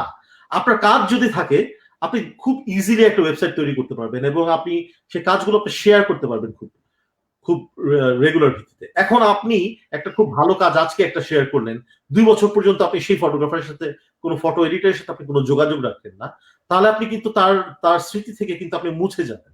কারণ আপনার মতো প্রচুর ফটোগ্রাফার ক্রমাগত কিন্তু পুরো পৃথিবী থেকে তাকে নক করে যাচ্ছে, এবং তার দায়িত্ব অবশ্যই কাজ দেখা, কিন্তু তার একই সাথে আপনি যদি সেই কম্পিটিশনের মধ্যে, সেই জায়গার মধ্যে আপনি টিকতে চান, তাহলে আপনার কাজটাকে সবসময় আপনার নিজেকেই তুলে ধরতে হবে এবং সঠিক প্ল্যাটফর্মে তুলে ধরতে হবে। অনেকগুলো প্ল্যাটফর্ম আছে, আন্তর্জাতিক প্ল্যাটফর্ম গুলো অনেকগুলো এখন ওপেন প্ল্যাটফর্ম, যে প্ল্যাটফর্ম গুলোতে আমরা আগে কাজ করার কথা ভাবতামই না, সেই ধরনের প্ল্যাটফর্ম গুলোতেও কাজ করা যেতে পারে। এবং আপনি সব ক্রমাগত পিচ করে যাওয়া, স্টোরি পিচ করে যাওয়া, এটাও একটা গুরুত্বপূর্ণ জায়গা। এবং আরেকটা জায়গা আমার কাছে যেটা মনে হয় যে এখন বড় বড় ফটোগ্রাফারদের যেসব কালেকটিভ গুলো আছে, যেমন আমি বলবো ম্যাগনাম কিংবা সেভেন কিংবা নূর, এই ধরনের ফটোগ্রাফারদের ফটোগ্রাফি প্ল্যাটফর্মের জায়গাতে বড় বড় ফটোগ্রাফাররা, সে ধরেন একাশি, ম্যাগি স্টিবার, পল ব্রনস্টেইন, কিংবা ধরেন আপনার মানে বড় বড় যেসব ফটোগ্রাফাররা বা অ্যালেক্স মতো ফটোগ্রাফাররা, ধরেন তাদের এখন অনলাইন কোর্স আছে, অনলাইন ওয়ার্কশপস আছে, তাদের মেন্টরশিপের জায়গা আছে। তো সেই সবে যদি আপনি নিজেকে, আপনি সেসবের জন্য যদি আপনি নিজে অ্যাপ্লাই করেন, সুযোগ তৈরি করে নিতে পারেন, আপনার জন্য অনেক তাড়াতাড়ি সুবিধা হবে। কিন্তু মাথায় রাখতে হবে, কোনো কিছুই কিন্তু রাতারাতি আসবে না, কোনো কিছুই কিন্তু রাতারাতি হয় না। আপনার ক্রমাগত কাজ প্রডিউস করার পেছনে আপনার যেটা দরকার, সেটা হচ্ছে আপনার সাধনা, আবার আপনার পারসিস্টেন্সি, এবং আপনি কতটুকু ডেডিকেটেড, আপনার ডেডিকেশনটা খুব ইম্পর্টেন্ট। রাইট, দারুণ বলেছেন। আমার মনে অনেক অনেক বিষয়, এবং আমি নিজেরও অনেক কিছু জানার খোরাক আমি আপনার এই বক্তব্যে পেলাম, বিশেষ করে ওই যে ডেডলাইন নাও। যাই হোক, আমাদের কাজী মুকুল মন্তব্য করেছে, সুদীপ্ত ভাইয়াকে ধন্যবাদ এমন সুন্দর আয়োজনের জন্য, বিরাজদাকে অনেক দিন পরে দেখলাম, ভালো লাগছে। ডি রোজারিও রাজীব লিখেছেন, বিরাজদার অনেক দিন পর, প্রশ্ন করেছেন তিনি। Love you bro. হ্যাঁ, এর সাথে আবার একটা প্রশ্ন আছে ইমতিয়াজ আহমেদের, তিনি বলেছেন হোয়াট ইন্সপায়ার্স ইউ। আচ্ছা, আমার বন্ধু ইমতাজ, ও নিজেও একজন শিল্পী, ফটোগ্রাফার। ধন্যবাদ। আমি what inspires me mostly is, আমার কাছে মনে হয় আমি ইন্সপায়ারেশন সব জায়গা থেকে নিই। সব জায়গা থেকে নেই হচ্ছে যে আমার ডেফিনেটলি আমার সবচেয়ে, আপনি যদি আর্ট মিডিয়ামের কথা বলেন, আমার সবচেয়ে বড় ইন্সপিরেশনের জায়গা মিউজিক এবং ফিল্ম। এই দুটো জায়গায় সবসময় আমি এই দুটোর মধ্যেই থাকি। আমার বসবাসটাই হচ্ছে মিউজিক আর ফিল্মের উপর। কিন্তু এছাড়াও আমি জীবনের অন্যান্য ছোট ছোট জায়গাগুলো থেকে আমি ইন্সপিরেশন নেওয়ার চেষ্টা করি। সেটা হতে পারে প্রকৃতি থেকে, সেটা হতে পারে কোনো একটা মানুষের ছোট কোনো স্পিচ থেকে, সেটা হতে পারে কোন একটা মানুষের ছোট জায়গা থেকে, মানে এমনকি বন্ধুদের সাথে আড্ডা থেকেও কিন্তু আমি অনেক বেশি ইন্সপায়ার্ড হই। সো হ্যাঁ, ইন্সপিরেশন সব জায়গা থেকে। আর আমাদের হয় কি সুদীপ্ত, সেটা হচ্ছে ফটোগ্রাফারদের কিন্তু কনস্ট্যান্টলি ইন্সপিরেশনের প্রয়োজন হয়, কারণ একজন ফটোগ্রাফার মানে প্রতিনিয়ত তার ব্রেইন, তার মগজকে খাদ্য দিতে হয়, তার ফিড আপ করতে হয়। তো সেইটার প্রয়োজন যখন হয়, তখন আমাদের অনেক জায়গা থেকে কিন্তু আমরা ইন্সপিরেশন খোঁজার চেষ্টা করি। সেটা হতে পারে যে কোনো ছোট কোনো জায়গায় হতে পারে, এমনকি আপনি ওই রবীন্দ্রনাথের মতো একটি ধানের শিশির উপর একটি শিশির বিন্দু দেখেও আপনি ইন্সপায়ার্ড হতে পারেন। আসমা খাতুন লিখেছেন, বিরাজ মিস ইউ দোস্ত। আরো কমেন্ট আছে, কিন্তু এত কমেন্টে একটু পরে যাব। আমি আবার আমার প্রশ্নে ফিরি। ওটা তো আপনি বললেনই অনেকটা, আমি একটু ওই এই কথারই একটু বাড়াই। সেটা হলো, আপনি বিদেশের গণমাধ্যমে কাজ করেছেন, আবার দেশের গণমাধ্যমে কাজ করেছেন। এর মধ্যে মৌলিক পার্থক্য আপনি কেমন দেখেন বা কি দেখেন, এটাও আমাদের জানতে পারলে খুব ভালো হয়। আমি বিদেশের গণমাধ্যমের সাথে বাংলাদেশের গণমাধ্যমের তুলনামূলক বিশ্লেষণ করতে চাই না, কারণ এখন গণমাধ্যম একটা পরিবর্তনশীল জায়গা, সেখানে আর্থসামাজিক প্রেক্ষাপট, রাজনৈতিক প্রেক্ষাপট ক্রমাগত এটাকে প্রভাবিত করে। তো সেই সেই জায়গা থেকে এই মুহূর্তে বাংলাদেশের গণমাধ্যমের যে অবস্থা, সেটা হয়তো আমি ধরেন 4-5 বছর আগে যে পরিস্থিতিতে কাজ করেছি তার থেকে অনেকটাই হয়তো ভিন্ন। আবার এই এই মুহূর্তে এখানকার মানে আমি বলবো যে ফটোগ্রাফারদের জন্য গণমাধ্যমে কাজ করার যে সুযোগের জায়গা গত 5 থেকে 6 বছর, বা আমি বলবো আরো বেশি, আসলে এই সময়টাতে পাশ্চাত্যে এই কাজের জায়গাগুলো অনেক পরিবর্তন হয়েছে। সে পরিবর্তনের জায়গা থেকে ফটোগ্রাফারদের কাজের জায়গা অনেকখানি সংকুচিত হচ্ছে, ফটোগ্রাফারদের কাজের জায়গা অনেকভাবে বিস্তৃত হচ্ছে। আমার কাছে যেটা সবচেয়ে মনে হয় সেটা হচ্ছে যে এখন আর শুধুমাত্র ফটোগ্রাফারদের কাজ শুধুমাত্র ছবি তোলার জায়গা না, ফটোগ্রাফারদের ছবি তোলার জায়গাটা হচ্ছে পুরো 100 ভাগ জায়গার শুধুমাত্র 10 ভাগ একটি বা 10% যদি আমি বলি, সে 10%, বাকি 90% হচ্ছে আপনার নিজেকে একজন সাংবাদিক হিসেবে, একজন সত্যিকার অর্থে সচেতন মানুষ হিসেবে নিজেকে প্রতিষ্ঠা করা বা প্রমাণ করা। সেজন্য প্রয়োজনে আপনি যে কোনো ধরনের স্কিল ডেভেলপমেন্টের প্রয়োজন রয়েছে।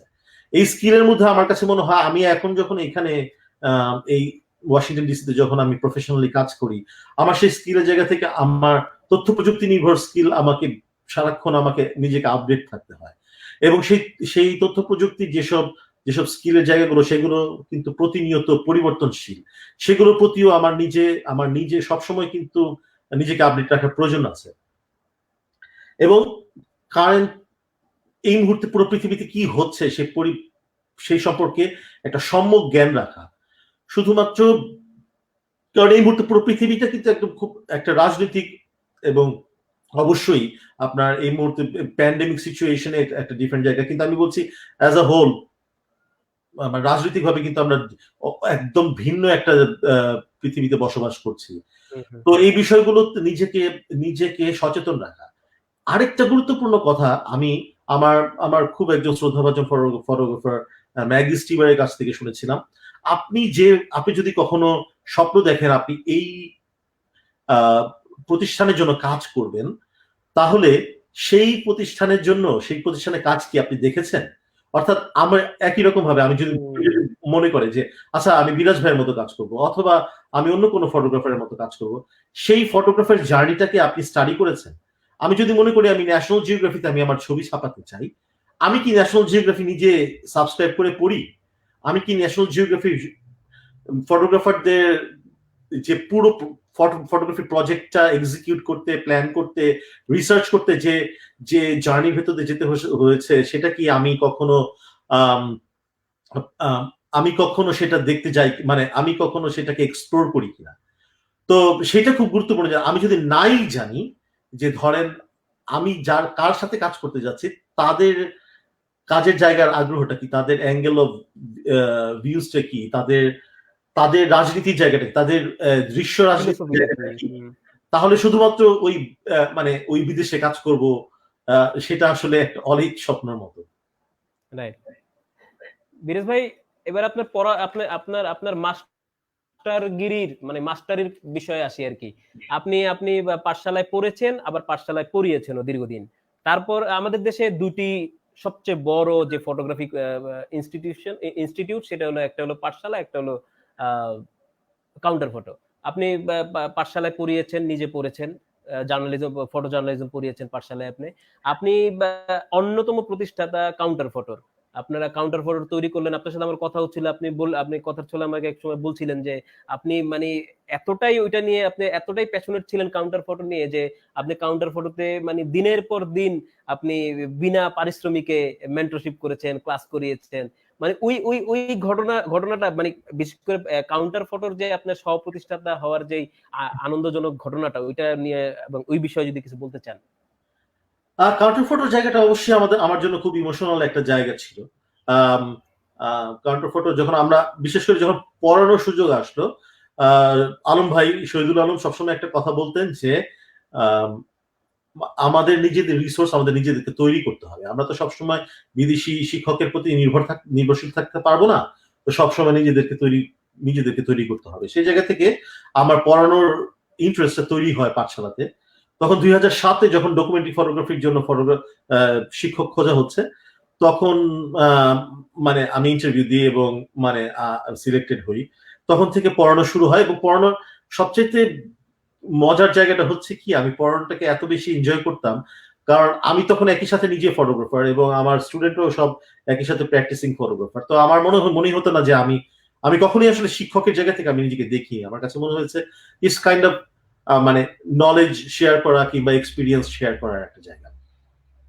তো সেই জায়গা থেকে আমি সেই জায়গাটা খুবই উপভোগ করতাম। আমার কাছে এরপর মনে হয়েছে যে আরো কিছু জায়গা রয়েছে যেগুলো করার জন্য, যেগুলো আমি শেখানোর জন্য আমার নিজস্ব একটা প্রতিষ্ঠানের প্রয়োজন, এবং সেই ভাবনা থেকেই সেই মানে জায়গা থেকেই কাউন্টার ফটো সহ প্রতিষ্ঠায় যোগদান করা।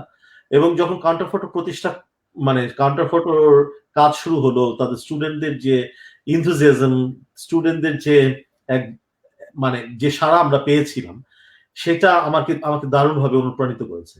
এবং আমি মনে করি যে কাউন্টার ফটো একটা যে জিনিসটা যেটা খুব দরকার ছিল বাংলাদেশে, সেটা হচ্ছে যে শুধু পাঠশালার বাইরেও আরো অন্য অন্য অন্য ধরনের প্রতিষ্ঠানগুলোকে স্ট্যাবলিশ করার জায়গা থেকে কাউন্টার ফটো একটা ভূমিকা অবশ্যই রেখেছে। আমি যদিও বলবো যে শুধুমাত্র কাউন্টার ফটো নয়, সেখানে আমাদের দেশের ফটোগ্রাফি পড়ানোর ইতিহাস তো, ফটোগ্রাফি ইনস্টিটিউশন কিংবা ফটোগ্রাফি ট্রেনিং এর ইতিহাস তো আরো অনেক আগে থেকে বিপিএস করে আসছে, প্রিজম আছে অনেকদিন যাবৎ, বেগার্ট ইনস্টিটিউট, বেগসারের তো হাজার হাজার স্টুডেন্ট ছিলেন। তো সেই জায়গা থেকে আমার মনে হয়েছে যে ইনস্টিটিউশনাল একটা রূপ দেওয়ার জন্য কাউন্টার ফটোর একটা ভূমিকা অবশ্যই আছে। নাইস, দারুণ। বিরাজ ভাই একজন প্রশ্ন করেছে, আমি প্রশ্নটা নিয়েই বলি। এই মুহূর্তে আপনার ফেভারিট ক্যামেরা গিয়ার কি, খুব সংক্ষেপে? আমার খুব ইন্টারেস্টিং কোশ্চেন এই মুহূর্তে আমার জন্য, কারণ হচ্ছে আমার আর এখন ক্যামেরা গিয়ারটা খুব বেশি ভালো লাগে না। কারণ হচ্ছে আমি ভালো লাগে না এই অর্থে, আমি সত্যিকার অর্থে আমি কখনোই ক্যামেরা গিয়ারের মানে ক্যামেরার প্রতি আমি কখনো আসক্ত ছিলাম না। মানে ক্যামেরা একটা ইকুইপমেন্ট হিসেবে ক্যামেরাটাকে আমি দেখেছি আমার ছবি তোলার একটা মাধ্যম হিসেবে। এই মুহূর্তে আমার কাছে মনে হয় যে আমি যদি এখন ডিজিটাল ছেড়ে আমি যদি আবার অ্যানালগ কিংবা ফিল্মে ফেরত যেতে পারতাম। তো আমি গত 2 বছর যাবৎ আমি 8x10 লার্জ ফরম্যাট ক্যামেরার উপর কিছু পড়াশোনা করছি, কিছু মানে ট্রেনিং নেওয়ার চেষ্টা করছি, নিজে ট্রেইন আপ করার চেষ্টা করছি। তো সেখান থেকে আমার কাছে মনে হয় যে আমার কাজের আমি এখন যে ধরনের কাজ করতে চাই, আমি এখন যে ধরনের কাজ করি বা আমি এখন যে জার্নির মধ্য দিয়ে যাচ্ছি, সেই জার্নির জন্য এই ধরনের ক্যামেরা ব্যবহার করাটা অত্যন্ত গুরুত্বপূর্ণ জায়গা, কারণ সেই প্রসেসের মধ্য দিয়ে যাওয়া ফটোগ্রাফার হিসেবে খুবই ইম্পর্টেন্ট। দারুণ। বেশ ভাই, আপনার তো দেশে বিদেশে বহু আলোকচিত্র প্রদর্শনী হয়েছে, তবে আপনার লাস্ট যেই একক আলোকচিত্র প্রদর্শনী হলো সেটা হলো বাংলাদেশে, সেটা হলো আপনার বন্দি, সেলাই ও সংগ্রাম। এরপরে আমরা যদি ভুল না করে থাকি, এরপরে বোধহয় আমরা কোনো একক প্রদর্শনী দেখলাম না, মানে দীর্ঘদিন হয়ে গেছে, কিন্তু 2014 সালে এটা হয়েছে। মানে সামনে কি দেখবো আমরা কোনো বই বা কোনো প্রদর্শনী আপনার? ছবি তো নাই আসলে, সত্যিকার অর্থে আমার জীবনে যেগুলো রয়ে গেল আপনার। আসলে আমি কখনোই ভাবিনি যে আমার ছবি মানে কোনো বইয়ে স্থান পাওয়ার যোগ্য। আর আমি আমার জীবনে একটি মাত্র সোলো এক্সিবিশন, সেই সোলো এক্সিবিশনটা করতে আমার 14 থেকে 15 বছর সময় লেগেছে, এবং সেটি ছিল হচ্ছে বন্দি, সেলাই এবং সংগ্রাম। সেই সেই প্রজেক্টটা নিয়ে আমি যদি একটু বলি, আপনার যদি মানে আপনারা যদি কেউ বন্দি, সেলাই এবং সংগ্রাম আমার হচ্ছে দীর্ঘ 7-8 বছরের একটি কাজ, যে কাজটা আমি করেছিলাম বাংলাদেশের গার্মেন্টস শ্রমিকদের উপর। বাংলাদেশের গার্মেন্টস শ্রমিকদের অনেক ক্রিটিক্যাল অনেক ঘটনা মানে প্রত্যক্ষ সাক্ষী ছিলাম আমি, এবং শুধুমাত্র আন্তর্জাতিক মিডিয়ার জন্য কভার করা না, আমি আমার নিজের পার্সোনাল প্রজেক্ট হিসেবে সেই কাজটা আমি প্রায় 7-8 বছর যাবত পার্সিউ করি। এবং পরবর্তীতে সেই কাজটাকে নিয়ে আমি ভাবছিলাম যে আসলে কাজটাকে কি করা যায়। তো কারণ আমরা অনেক সময় দেখি যে ছবিগুলো ঝুলছে, ছবিগুলো এক্সিবিশনে থাকে, তারপর এক্সিবিশন থেকে সেই ছবিগুলো হারিয়ে যায়, বা যখন এক্সিবিশন শেষ হয়ে যায় তো ছবিগুলো বিস্তৃত হয়ে যায়, বা একটা ফটোগ্রাফি প্রজেক্ট হিসেবেই থাকে। আমার কাছে সবচেয়ে যেটা বড় ব্লেসিং ছিল সেটা হচ্ছে যে তখন সেই মুহূর্তে আমার কিছু বন্ধুরা খুব খুব স্বতঃস্ফূর্ত হয়ে এগিয়ে আসে, এবং তাদের মধ্যে অবশ্যই অন্যতম হচ্ছে রাজীব, আমিরুল রাজীব। আমিরুল রাজীব সে নিজে দায়িত্ব নেয়, সে দায়িত্ব নিয়ে পাভেল পার্থ, গবেষক লেখক, তাকে সংযুক্ত করা হয়, এবং অন্যান্য প্রজেক্ট কোঅর্ডিনেটর হিসেবে নাইম ছিলেন, আর অন্যান্যরা ছিল। তো খালিদ খালিদ ভাই ছিলেন তখন ফটো এডিটিং এর দায়িত্বে। তখন আমরা খুব ইন্টারেস্টিংলি আমরা একই সাথে বা ঢাকা শহরের 3টা জায়গায় একই সাথে আমরা ফটো এক্সিবিশনের আয়োজন করি, এবং সেখান থেকে একটি বই বের হয় যেটা হচ্ছে Bondi Selai Songram, bonded stitches and struggle, the testimony of বা Bangladeshi garment workers. Excuse me. তো এই কাজটার পেছনে সবচেয়ে বড় যে জিনিসটা কাজ করেছে যে সেই কাজ গল্পগুলোকে তুলে আনা। তো সেই জায়গাগুলোতে এই গল্পটার খুব প্রয়োজনীয়তা আছে এই মুহূর্তে, বিশেষ করে এখন বাংলাদেশে যা ঘটছে, এখন বৈশ্বিক পরিস্থিতিতে বাংলাদেশের যে অবস্থা, সেই জায়গা থেকেও এই কাজের অত্যন্ত গুরুত্বপূর্ণ একটা জায়গা রয়েছে। ফটোগ্রাফার হিসেবে এই জায়গাগুলোতে কাজ করার যে যে গুরুত্ব, এই যে ইম্পর্টেন্স, সেই ইম্পর্টেন্সটা যখন আমরা ফিল করি, তখনই আমার মনে হয় সেই কাজগুলোকে কোন একটা বই কিংবা এক্সিবিশন আকারে মানুষের সামনে নিয়ে আসা। মানে একটা কাজের যদি সিগনিফিকেন্স না থাকে, শুধুমাত্র আমার কিছু ভালো ছবি আছে, সেই ভালো ছবি নিয়ে যদি আমি একটা বইয়ের কালেকশন করতে চাই, অবশ্যই সেটার বই হতে পারে, পৃথিবীতে অনেক ফটোগ্রাফার সেটা করেছে, সেটার প্রতি আমার শ্রদ্ধা আছে। কিন্তু আমার কাছে মনে হয় এই মুহূর্তে বাংলাদেশ শুধু নয়, পুরো পৃথিবীতে ফটোগ্রাফি বইয়ের যখন আমরা কথা বলি কিংবা এক্সিবিশনের কথা বলি, তখন তার পেছনে গল্প এবং সেই সামাজিক এবং রাজনৈতিক বিষয়গুলো বা ইস্যুগুলোর অত্যন্ত গুরুত্বপূর্ণ ভূমিকা আছে। তো এই ধরনের একটা যখন আমার কাছে, আমি আমি মনে করি যে যখন ধরেন এই ধরনের আবার সেই একটা কাজ যখন আমার দাঁড়াবে, তখন অবশ্যই আমি সেটা নিয়ে চিন্তা করব। আমার মাথায় আছে অবশ্যই, ইচ্ছা আছে, মানে আরো অনেকগুলো প্ল্যান করা আছে, প্ল্যান মাফিক হয়তো আগাচ্ছি, কিন্তু সময়ই সব বলে দেবে আসলে সব কখন কি করতে হবে।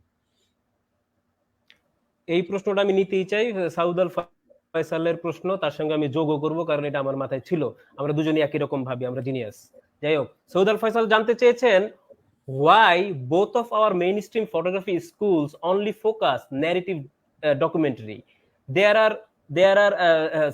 are other genres of photography like fashion, sports, and many more. Why these are absent? Is this anyhow related with Western viewers? আমি এর সঙ্গে যোগ করতে চাই, আমি দেখেছি, আমি কোনো নাম বলতে চাই না, আমরা বলছি যে 1 বছরের প্রফেশনাল ফটোগ্রাফি কোর্স, 2 বছরের প্রফেশনাল ফটোগ্রাফি কোর্স, এরকম আমরা কোর্সগুলো পাচ্ছি। এটা সমালোচনা হিসেবে বলছি না, এটা পরামর্শ হিসেবে নিতে পারে কেউ। কিন্তু সেখানে আমরা দেখি যে এই 2 বছর, এই 1 বছর পুরোটাই ডকুমেন্টারি ফটোগ্রাফির উপরে করানো হয়। আপনি তো একটা শিক্ষার্থীকে শুধু ডকুমেন্টারি ফটোগ্রাফার হিসেবেই রাস্তায় বা মাঠে নামাবেন না। ও আমার মতো ওই কোর্সগুলো এমন হওয়া উচিত, ওকে সব ধরনের ফটোগ্রাফির একটা টাচই দেওয়া হবে, ও এই কোর্স শেষে সিদ্ধান্ত নেবে ও আসলে কি করবে।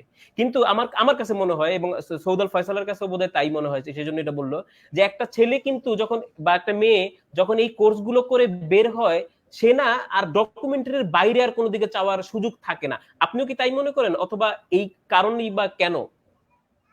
আমি আমি আমি সেভাবে আসলে ভাবি না। আমি মনে করি, দেখেন আমরা যখন পাঠশালায় পড়াশোনা করেছি, তখন আমরা কিন্তু সব শিখেছি।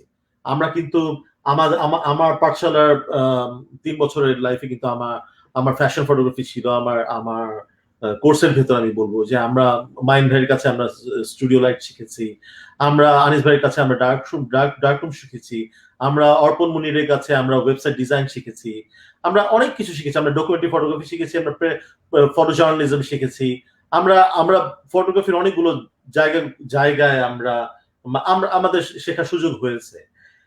এখন আমি যে সময়টার কথা বলছি সে সময়টা আজকে থেকে প্রায় 15 বছর 16 বছর আগের ঘটনা।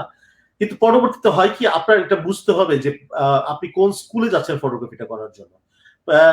এখন ফয়সাল ভাই যেটা বলেন সেটা ওয়েস্টার্ন ভিউয়ারদের করার কথা কিনা। ওয়েস্টার্ন ভিউয়ার যে শুধুমাত্র ডকুমেন্টারি ফটোগ্রাফি পছন্দ করে সেটা আমি বলে মনে করি না। ওয়েস্টার্ন ভিউয়ার আপনি যদি মানে ইন্টারন্যাশনাল লেভেলে যদি আমরা ফ্যাশন ফটোগ্রাফি করতে পারি, তাহলে দুনিয়াতে কিন্তু অনেক ফ্যাশন ফটোগ্রাফার আছে। আমাদের ওয়েডিং ফটোগ্রাফাররা কিন্তু এখন ইন্টারন্যাশনাল পর্যায়ে কিন্তু তাদের কাজগুলোকে নিয়ে যাওয়ার একটা চেষ্টা করছে। আমি দেখেছি লাস্টবার প্রীত রেজা কিংবা অন্যান্য ওয়েডিং ফটোগ্রাফার সেটা আয়োজন করেছে। তো সেই জায়গাগুলোতে এই যে নিজেদের ফটোগ্রাফিটাকে নিয়ে যাওয়া, এখন যে দুটো স্কুল আছে, যে সেই দুটো স্কুল হচ্ছে তার ওয়েডিং ফটোগ্রাফি, আমি বলবো বিশেষ করে পাঠশালার কাউন্টার ফটো, তাদের স্পেশালাইজেশনের জায়গাটাই হচ্ছে ডকুমেন্টারি ফটোগ্রাফি। এখন তাদের বিশেষ করে পাঠশালার কথা বলবো, শুরুটাই কিন্তু ডকুমেন্টারি ফটোগ্রাফির জায়গা থেকে। এবং আমাদের ইন্সপিরেশনের জায়গাগুলো কি ছিল দেখেন, কিরণ ভাইয়ের ছবি, ঠিক আছে, তারপর শেহজাদ দুরানি সেই বিশ্ববিখ্যাত সেই ছবি কাজ, তারপর চন্দন ভাইয়ের ছবি, তো এই আনোয়ার হোসেন, শহীদুল আলম, মানে এই সমস্ত ফটোগ্রাফাররা বাংলাদেশে গল্প বলছে এই যে ডকুমেন্টারি, সেই ইন্সপিরেশনের জায়গা থেকে ফটোগ্রাফির স্কুলিংটা কিন্তু সেভাবে ডেভেলপ হয়েছে পাঠশালা বিশেষ করে। পরবর্তীতে কিন্তু যখন কাউন্টার ফটো আসলো, কাউন্টার ফটো কিন্তু তাই করেছে, কিন্তু অন্যান্য বিষয় কিন্তু হচ্ছে না তা না। কিন্তু যেমন ধরেন কাউন্টার ফটোতেও কিন্তু আমি ওয়েডিং ফটোগ্রাফির কোর্স দেখেছি, আমি কাউন্টার ফটোতেও কিন্তু ধরেন আপনার ফ্যাশন ফটোগ্রাফির কোর্স হয়েছে। তো এই বিষয়গুলো হচ্ছে, আমাদের যদি এখন আলাদাভাবে কোনো স্কুল প্রতিষ্ঠিত হয় শুধুমাত্র ফ্যাশন ফটোগ্রাফি কিংবা কমার্শিয়াল ফটোগ্রাফি পড়ানো হবে, সেই কমার্শিয়াল ফটোগ্রাফির মধ্যে ওয়েডিং থাকতে পারে, ফ্যাশন থাকতে পারে, আপনার মানে যে কোনো প্রোডাক্ট ফটোগ্রাফি হতে পারে। এখন যে কোনো এই ধরনের যদি হয়, তাহলে অবশ্যই তারা 1 বছরের কোর্স করলে সেটাতেই শুধু ফোকাস করবে, ঠিক না? এখন অন্যান্যরা অনেকে আছে ধরেন আপনার অনুপ্রাণিত হয়ে শুধুমাত্র সেটাই করছে। এখন সেটাই যদি করতে থাকে তাহলে সেটা তাদের নিজস্ব চয়েসের ব্যাপার। কিন্তু আমার কাছে গুরুত্বপূর্ণ হচ্ছে যে নিজেকে আসলে মানে আগে ডিটারমাইন করা যে আমরা আসলে কি ধরনের ফটোগ্রাফি করব বা কি ধরনের ফটোগ্রাফিতে আমার আগ্রহ জায়গা আছে। আমি ব্যক্তিগতভাবে আমি কিন্তু সমস্ত ধরনের ফটো, আমি নিজেকে এক সময় কনসার্ট ফটোগ্রাফার হিসেবে কনসিডার করতাম, কারণ আমি বাংলাদেশে রক মিউজিক অনেক পছন্দ করি। রক মিউজিক আমি অনেক কনসার্টে যেতাম এবং কনসার্টে ছবি তুলতাম। আমরা এখনো কনসার্টে ছবি তুলতে বেশ ভালো লাগে। তো এইসব মানে আমার কাছে আমি নিজেকে শুধুমাত্র ডকুমেন্টারি ফটোগ্রাফার কিংবা ফটো সাংবাদিক হিসেবে একটা জায়গায় রাখতে চাই না। এটা যার যার নিজস্ব চয়েসের জায়গা। দারুণ। আপনি পিতরাজার কথা বলছিলেন, পিতরাজা একটা কমেন্ট করেছে, বাহ, বাস এক শব্দের একটা কমেন্ট, খুবই সুন্দর কমেন্ট। আর আরো আছে সোহাগ খান, আরো কমেন্ট আছে, কিন্তু আমি আর কি কিছু কিছু যেগুলো আবার চোখে পড়ছে হঠাৎ হঠাৎ করে সেগুলোই বলছি, আর কথার মাঝখানে অনেক সময় হারিয়ে ফেলছি আমরা। সোহাগ খান কমেন্ট করেছে, সালাম ভাইকে ধন্যবাদ সুন্দর এমন একটি আয়োজনের জন্য, ভালো লাগছে, শুভকামনা দুজনের জন্যই। কবির হোসেন একটা প্রশ্ন করেছেন যেটার উত্তর আপনি অলরেডি দিয়েছেন, আপাতত আপনি কোনো কাজ মানে কোনো ফটোগ্রাফি প্রজেক্ট নিয়ে কাজ করছেন না। তবে করোনা ভাইরাসে মানে মানে করোনা পরিস্থিতি মহামারীকে কিভাবে দেখছেন? কবির হোসেন ভাই আরেকবার আপনাকে এই প্রশ্ন করেছে। এটার কাছাকাছি একটা প্রশ্ন আরেকজনের একটা প্রশ্ন আছে যে সেফটি কিভাবে নেন ভাই এই সময়ে, এই বর্তমান সময়ে? আচ্ছা, কবির জায়গা থেকে এই মুহূর্তে আমি যে ফটোগ্রাফি কোনো প্রজেক্ট করছি না ঠিক তা না। আমি এই মুহূর্তে একটা দীর্ঘদিন আমার প্রায় গত 2 বছরের একটা ফটোগ্রাফি পার্সোনাল প্রজেক্ট চলছে। কিন্তু আমি বলেছি যেটা সেটা হচ্ছে যে আমি হয়তো এখনই হয়তো সেই কাজটাকে আমি সামনে আনতে চাই না, বা আরো হয়তো আমার প্রয়োজন আছে। আমি কাজ করছি, আমি এর আগেও বলেছি 8x10 ক্যামেরার উপর আমি কিছু কাজ করছি। আমি সে জায়গা থেকে পড়াশোনার জায়গা নিজেকে মানে নেওয়ার চেষ্টা করছি। অন্য জায়গা থেকে করোনার উপর আমি যেটা করোনা ভাইরাসের উপর অনেকে ছবি তুলছে, অনেকে কম্পেলিং কিছু ছবি দেখেছি, কিন্তু আমার সবচাইতে গুরুত্বপূর্ণ জায়গা মনে হয় যে করোনা ভাইরাসে বিশেষ করে আমি সেফটির জায়গা দিয়ে করোনা ভাইরাসের জায়গাটা প্রশ্নের উত্তরটা আমি একসাথে দিতে চাই। দেখেন, এইটা হচ্ছে একটা আনপ্রেসিডেন্টেড সময়, যে সময়টা আমরা আগে কখনো দেখিনি। আমরা দুনিয়ার অনেক বড় বড় ফটোগ্রাফার অনেক কঠিন জায়গায় কাজ করেছে, কিন্তু এটা এমন একটা সময় যেটাতে আসলে কোনো মানে আপনি কি ধরনের প্রিকশন নেবেন, কি ধরনের মানে আপনি সেফটি মেজারমেন্ট আপনি গ্রহণ করবেন, আপনি কিন্তু জানেন না। তো সেই জায়গা থেকে কিছু কিছু ক্ষেত্রে আমাদের প্রয়োজন আছে যে আমাদের ঘটনাগুলোকে ভিন্নভাবে দেখা। আমি মনে করি করোনার সময় আমাদের এখন সময় আসছে, আমরা বলি না যে করোনার জন্য আমরা এখন পরিবারকে অনেক বেশি সময় দিচ্ছি এবং সেই সুযোগটা আমাদের তৈরি হয়েছে। আমার কাছে মনে হয় যে ফটোগ্রাফারদের এখন এখন একটা সুবর্ণ সুযোগ, এই সুযোগে নিজের কাজটাকে ডেভেলপ করা, নিজের পারিপার্শ্বিকতাটাকে দেখা, প্রয়োজনে নিজের নিজের নিজের দিকে ক্যামেরা তাক করা কিংবা নিজের নিজের দিকে নজর দেওয়া। সেটা হতে পারে ফটোগ্রাফি, সেটা অন্য হতে পারে অন্য কোনো ফটোগ্রাফি ফর্ম। আমি শ্রদ্ধেয় নাসিরুদ্দিন মামুনের কিছু সেলফ পোর্ট্রেট দেখছিলাম তার অ্যাক্রিলিক পেইন্টিং এ। তো এই যে ধরেন এই করোনার সময়ে উনি কিন্তু মানে সেই মাধ্যমটা বেছে নিয়েছে তার নিজের গল্প বলার জন্য। আমাদের করোনা করোনা কাভার করা মানে কিন্তু আমাদের হসপিটালে সবসময় ছুটে যাওয়া না। সব ফটোগ্রাফাররা কিন্তু হসপিটাল রোগী সেগুলো কাভার করবে না। কিন্তু এই যে আমরা একটা সময় পার করছি, এই সময়টাকে ডকুমেন্ট করার দায়িত্ব কিন্তু আমাদের রয়েছে এবং সেইভাবেও কিন্তু ভাবা যেতে পারে। দেখুন, ফটো সাংবাদিক আসলে কি? আসলে ফটো সাংবাদিকতার ক্ষেত্রে আমি কোন বা ফটোগ্রাফির ক্ষেত্রে আমি কোন সাবজেক্টটা চুজ করি এবং আমি যে কোনো সাবজেক্টটাকে আমি কিভাবে ইন্টারপ্রেট করি, সেটা শুধুমাত্র আমার সেই পরিস্থিতির উপর নির্ভর করে না। সেটা আমার আমার বেড়ে ওঠার রাজনীতি, আমার পড়াশোনা, আমার আমার পারিবারিক ব্যাকগ্রাউন্ড, আমার চারপাশের পরিস্থিতি, পরিবেশ সবকিছুর উপর কিন্তু এটা নির্ভর করে। সো একজন ফটোগ্রাফার যদি বলে যে আমি আজকে এই ছবিটা তুলছি, সেটা শুধুমাত্র শখে সে ছবিটা তুলছে বা ইন্টারেস্টের জায়গা থেকে ছবিটা তুলছে তা কিন্তু নয়। তার পেছনে অনেক আগে থেকে একটা প্রিডিসাইসিভ আইডিয়া কাজ করে। তো সেই স্কুলিং এর জায়গাটা আমরা অনেক ফটোগ্রাফাররা হয়তো মানে কনসিয়াসলি সেটা করছি না, কিন্তু কিছু ফটোগ্রাফার আছে যাদের পড়াশোনার জায়গাটা খুব স্ট্রং, তারা কিন্তু সেই স্কুলিং এর জায়গাটা থেকে সেই জায়গা থেকে কিন্তু ছবি তোলাটাকে এগিয়ে নিয়ে যায়। রাইট। অমিত মুনতাসির ওই একই রকম প্রশ্ন আপনার উত্তর দিয়েছেন যে বর্তমান কোনো কাজ নিয়ে কাজ করছেন কিনা, কোনো প্রজেক্ট নিয়ে। প্রিতরে যাও একটা প্রশ্ন করেছেন যে কোনটা আপনাকে অনুপ্রাণিত করে, সেটার উত্তর আপনি দিয়ে দিয়েছেন। মোটামুটি সব উত্তরই আমরা পেয়েছি। আরেকজন প্রশ্ন করেছেন আমাদের পলাশ রহমান ভাই যে কিভাবে ক্যাপশন লিখতে হয় ছবির। ক্যাপশন লেখা তো মানে অবশ্যই একটা টেকনিক্যাল ব্যাপার। ক্যাপশন লেখাটাও এক ধরনের বড় যোগ্যতা অবশ্যই। আবারও নির্ভর করে যে আপনি আসলে কোন ধরনের প্রতিষ্ঠানের ক্ষেত্রে কাজ করছেন। বিভিন্ন প্রতিষ্ঠানে ক্যাপশন রুলস ডিফারেন্ট। তবে ক্যাপশন লেখার পুরো পৃথিবীতে একটা স্ট্রাকচার আছে, একটা একটা একটা ইন্টারন্যাশনাল একটা স্ট্যান্ডার্ড আছে। সেই স্ট্যান্ডার্ডটাকে আমরা বলি এপি স্ট্যান্ডার্ড কিংবা অ্যাসোসিয়েটেড প্রেস স্ট্যান্ডার্ড। সে মানে বিশেষ করে ফটো সাংবাদিকতার ছবির ক্যাপশন লেখার জন্য সেটা আপনারা অনলাইনে কোথাও খুঁজলেই পেয়ে যাবেন। আপনারা এপি স্ট্যান্ডার্ড সাধারণত 5W1H এই ধরনের মেথড ফলো করে লেখা হয়। এছাড়া প্রতিটা প্রতিষ্ঠানের আলাদা ক্যাপশন স্ট্রাকচার থাকে, তো সেটাও ব্যবহার করতে পারেন। আবার সেখানে আবার পুরনো কথায় ফেরত যাচ্ছি, নির্ভর করে আপনি কি ধরনের ছবি তোলেন। যেমন ধরেন আমি এতক্ষণ যেটা বললাম এপি স্ট্যান্ডার্ড কিংবা অন্যান্য পত্রিকার যে স্ট্যান্ডার্ড, সেটা ধরেন আপনার প্রতিদিনকার ফটো সাংবাদিকতার জন্য বা ফটো সাংবাদিকতার যে স্ট্রাকচার সেই জায়গা থেকে সেটা প্রয়োজন আছে। আপনি ডকুমেন্টারি আপনি দীর্ঘ সময়ের যদি কোনো কাজ করেন, লম্বা প্রজেক্ট যখন করবেন, তখন ক্যাপশন অন্যরকম হবে। তবে ক্যাপশন লেখার জন্য যেটা প্রয়োজন সবচেয়ে বড় বিষয় হচ্ছে আপনার পুরো বিষয়টা সম্পর্কে আপনার গভীর একটা গবেষণার প্রয়োজন আছে। আপনার ক্যাপশন দেখলেই বোঝা যাবে যে আপনার কতটুকু সেই জায়গাটা সম্পর্কে আপনি সেই ছবিটা সম্পর্কে আপনি কতটুকু জানেন বা জানার চেষ্টা করেছেন, বা আপনি সাবজেক্টটা সম্পর্কে কতটুকু জানেন বা জানার চেষ্টা করেছেন। দারুণ। আতাউল করিম পাটোয়ারি জানতে চেয়েছেন যে কিভাবে আপনার ছবি দেখতে পাবো। এটা আমি উত্তর দিতে পারি যে এন্ড্রু বিরাজ গুগলে সার্চ দিলেই এনাফ, আর লাগে না। তারপরে তার সাইট পাবেন, তার তার তার বিভিন্ন বিভিন্ন পাবলিকেশন পাবেন, বিভিন্ন রকম পেয়ে যাবেন। মানে আপনার যতটুকু লাগবে মোটামুটি আপনি গুগলই আপনাকে ওই সাহায্যটুকু করে দিবে। আরেকটা দর্শক প্রশ্ন নেব, তারপরে আমরা চলে যাব হলো গিয়ে আমার শেষ প্রশ্নে। হ্যাঁ, আমার কাছে মনে হয় যে আম, আমি জানি না, কিন্তু মানুষ বলেন। এত করে বিরক্ত হয়ে গেছে কিনা।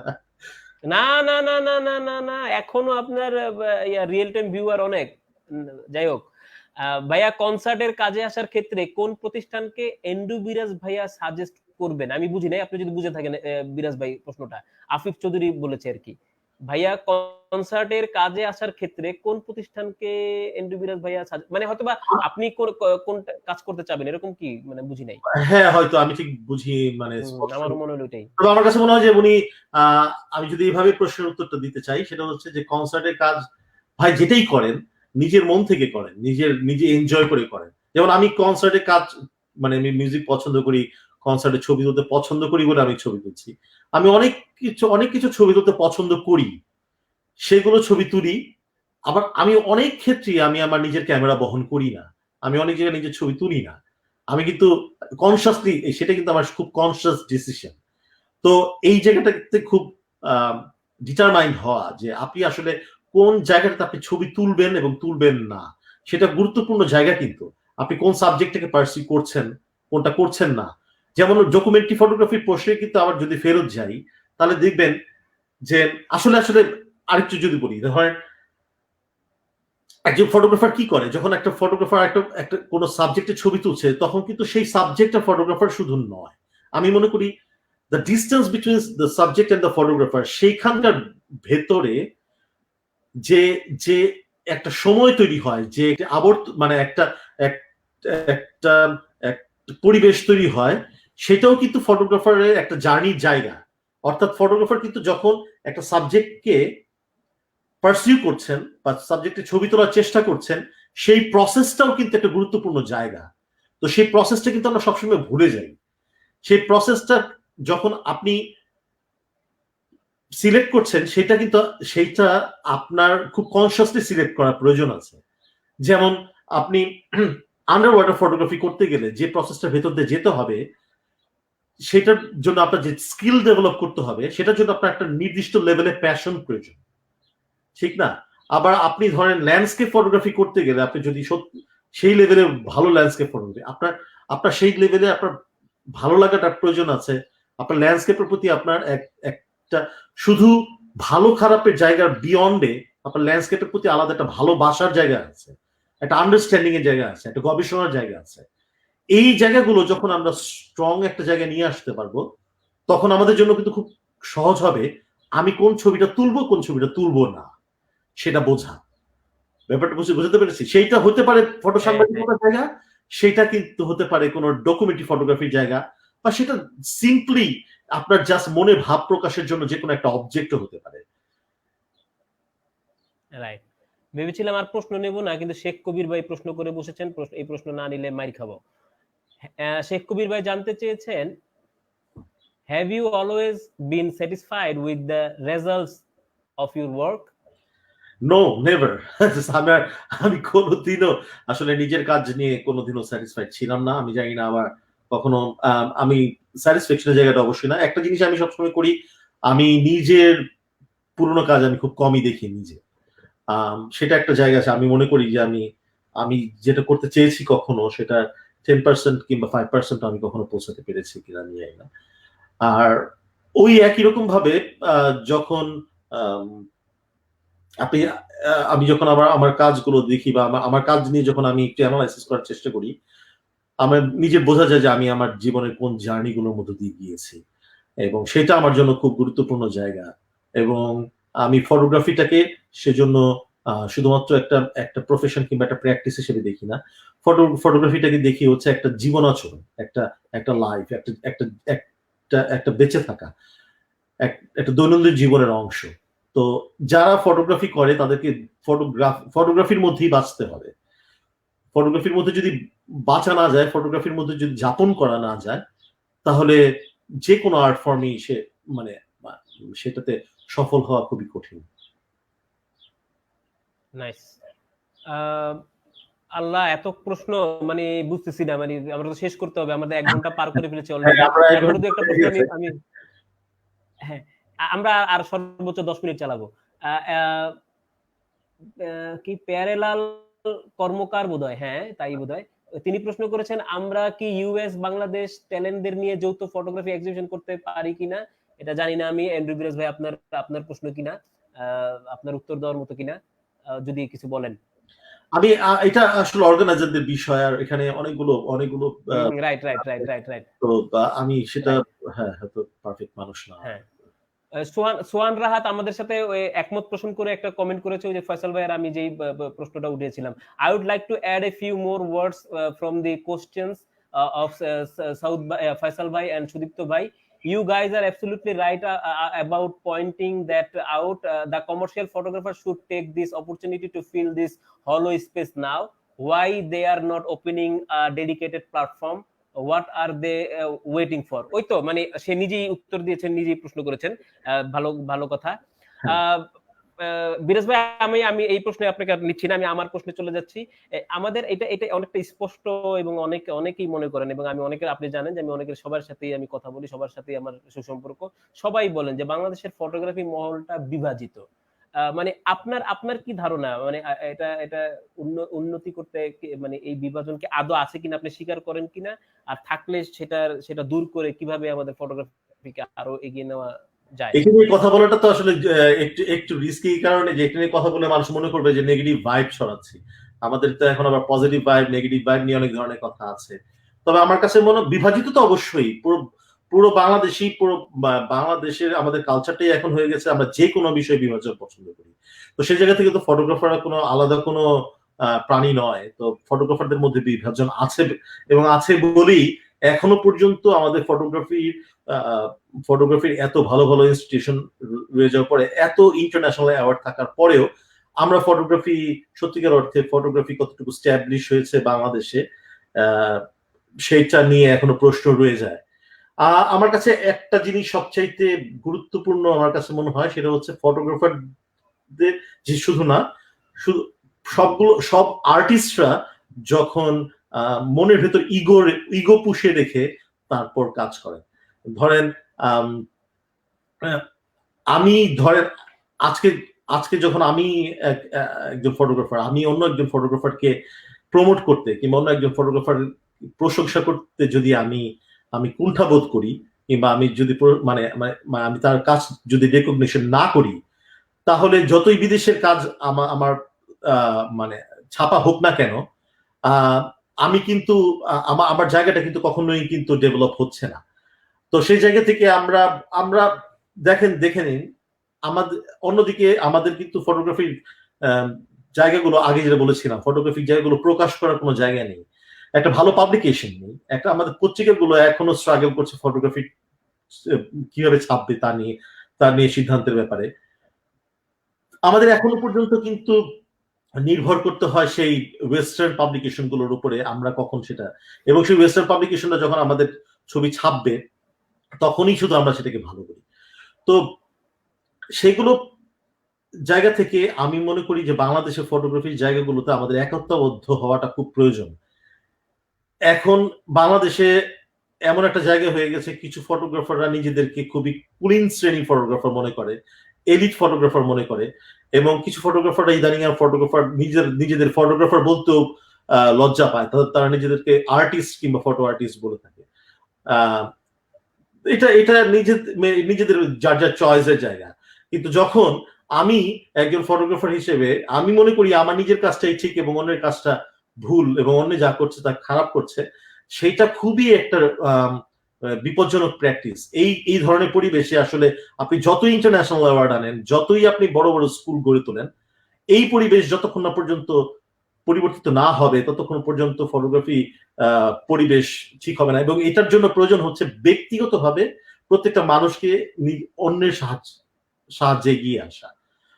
আর সেজন্য আমার মনে করি আমাদের সিনিয়র যারা ফটোগ্রাফার আছেন তাদের অনেক দায়িত্ব রয়েছেন, আমরা যারা আছি তা আমাদের অনেক দায়িত্ব রয়েছে।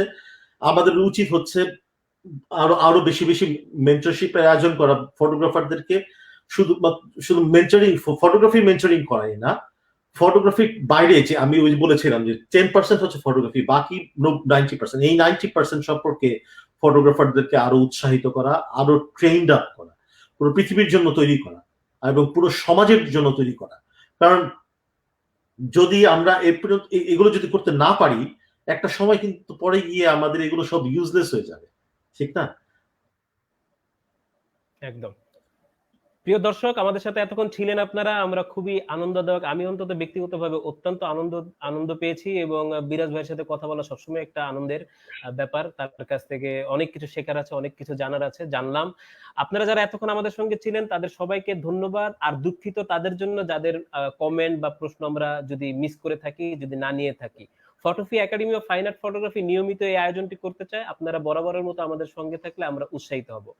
বিরাজ ভাই, আপনাকে আবারও আমাদের পক্ষ থেকে এবং আমার পক্ষ থেকে ধন্যবাদ। শেষ কথা আপনার। হ্যাঁ সুদীপ্ত, আমি মনে করি যে আমি মাঝখানে তুমি এবং আপনি তো চলে যাচ্ছেন, কিন্তু সরি, তোমার সাথে আমার তুমি সম্পর্ক। তো তুমি এই যে কাজটা করছো সে একটা খুবই গুরুত্বপূর্ণ কাজ, মানে এই কারণে না যে আমাকে এখানে আমন্ত্রণ জানানো হয়েছে, কিন্তু আমি মনে করি যে ফটোগ্রাফি দেখো এই মুহূর্তে দুনিয়ার বাংলাদেশের সবাই তাদের নিজস্ব জায়গা থেকে কিন্তু একজন আরেকজন নিয়ে কথাবার্তা বলছে, আড্ডা দিচ্ছে, রেকগনাইজ করছে, কিন্তু আমাদের ফটোগ্রাফির কোনো জায়গা কিন্তু এখনো নেই। তো এই যে ছবি নিয়ে কথা বলা, ফটোগ্রাফি নিয়ে যে কথা বলা, এই জায়গাগুলো কিন্তু এখন বন্ধ হয়ে যাচ্ছিল। তো আমি মনে করি এই প্রোগ্রামটা কিছুটা হলেও সেই জায়গাটাকে আবার ফেরত আনবে, এবং you are doing some really amazing jobs. অন্যান্য ফটোগ্রাফাররা খুব ভালো করছে অবশ্যই। আসলে আমরা সবাই একত্রিত হই এবং একজন আরেকজনকে রেকগনাইজ করি এবং এগিয়ে যাই সেভাবেই। সবাইকে ধন্যবাদ আমাকে ধৈর্য ধরে শোনার জন্য। ধন্যবাদ, আবারও ধন্যবাদ বিরাজ ভাই, থ্যাংক ইউ। আশা করি আমরা কোনো একদিন আবারও সংযুক্ত হব আপনার সঙ্গে আবারও, এবং সাবধানে থাকবেন, ভালো থাকবেন। অবশ্যই, সবাই তাই। ধন্যবাদ।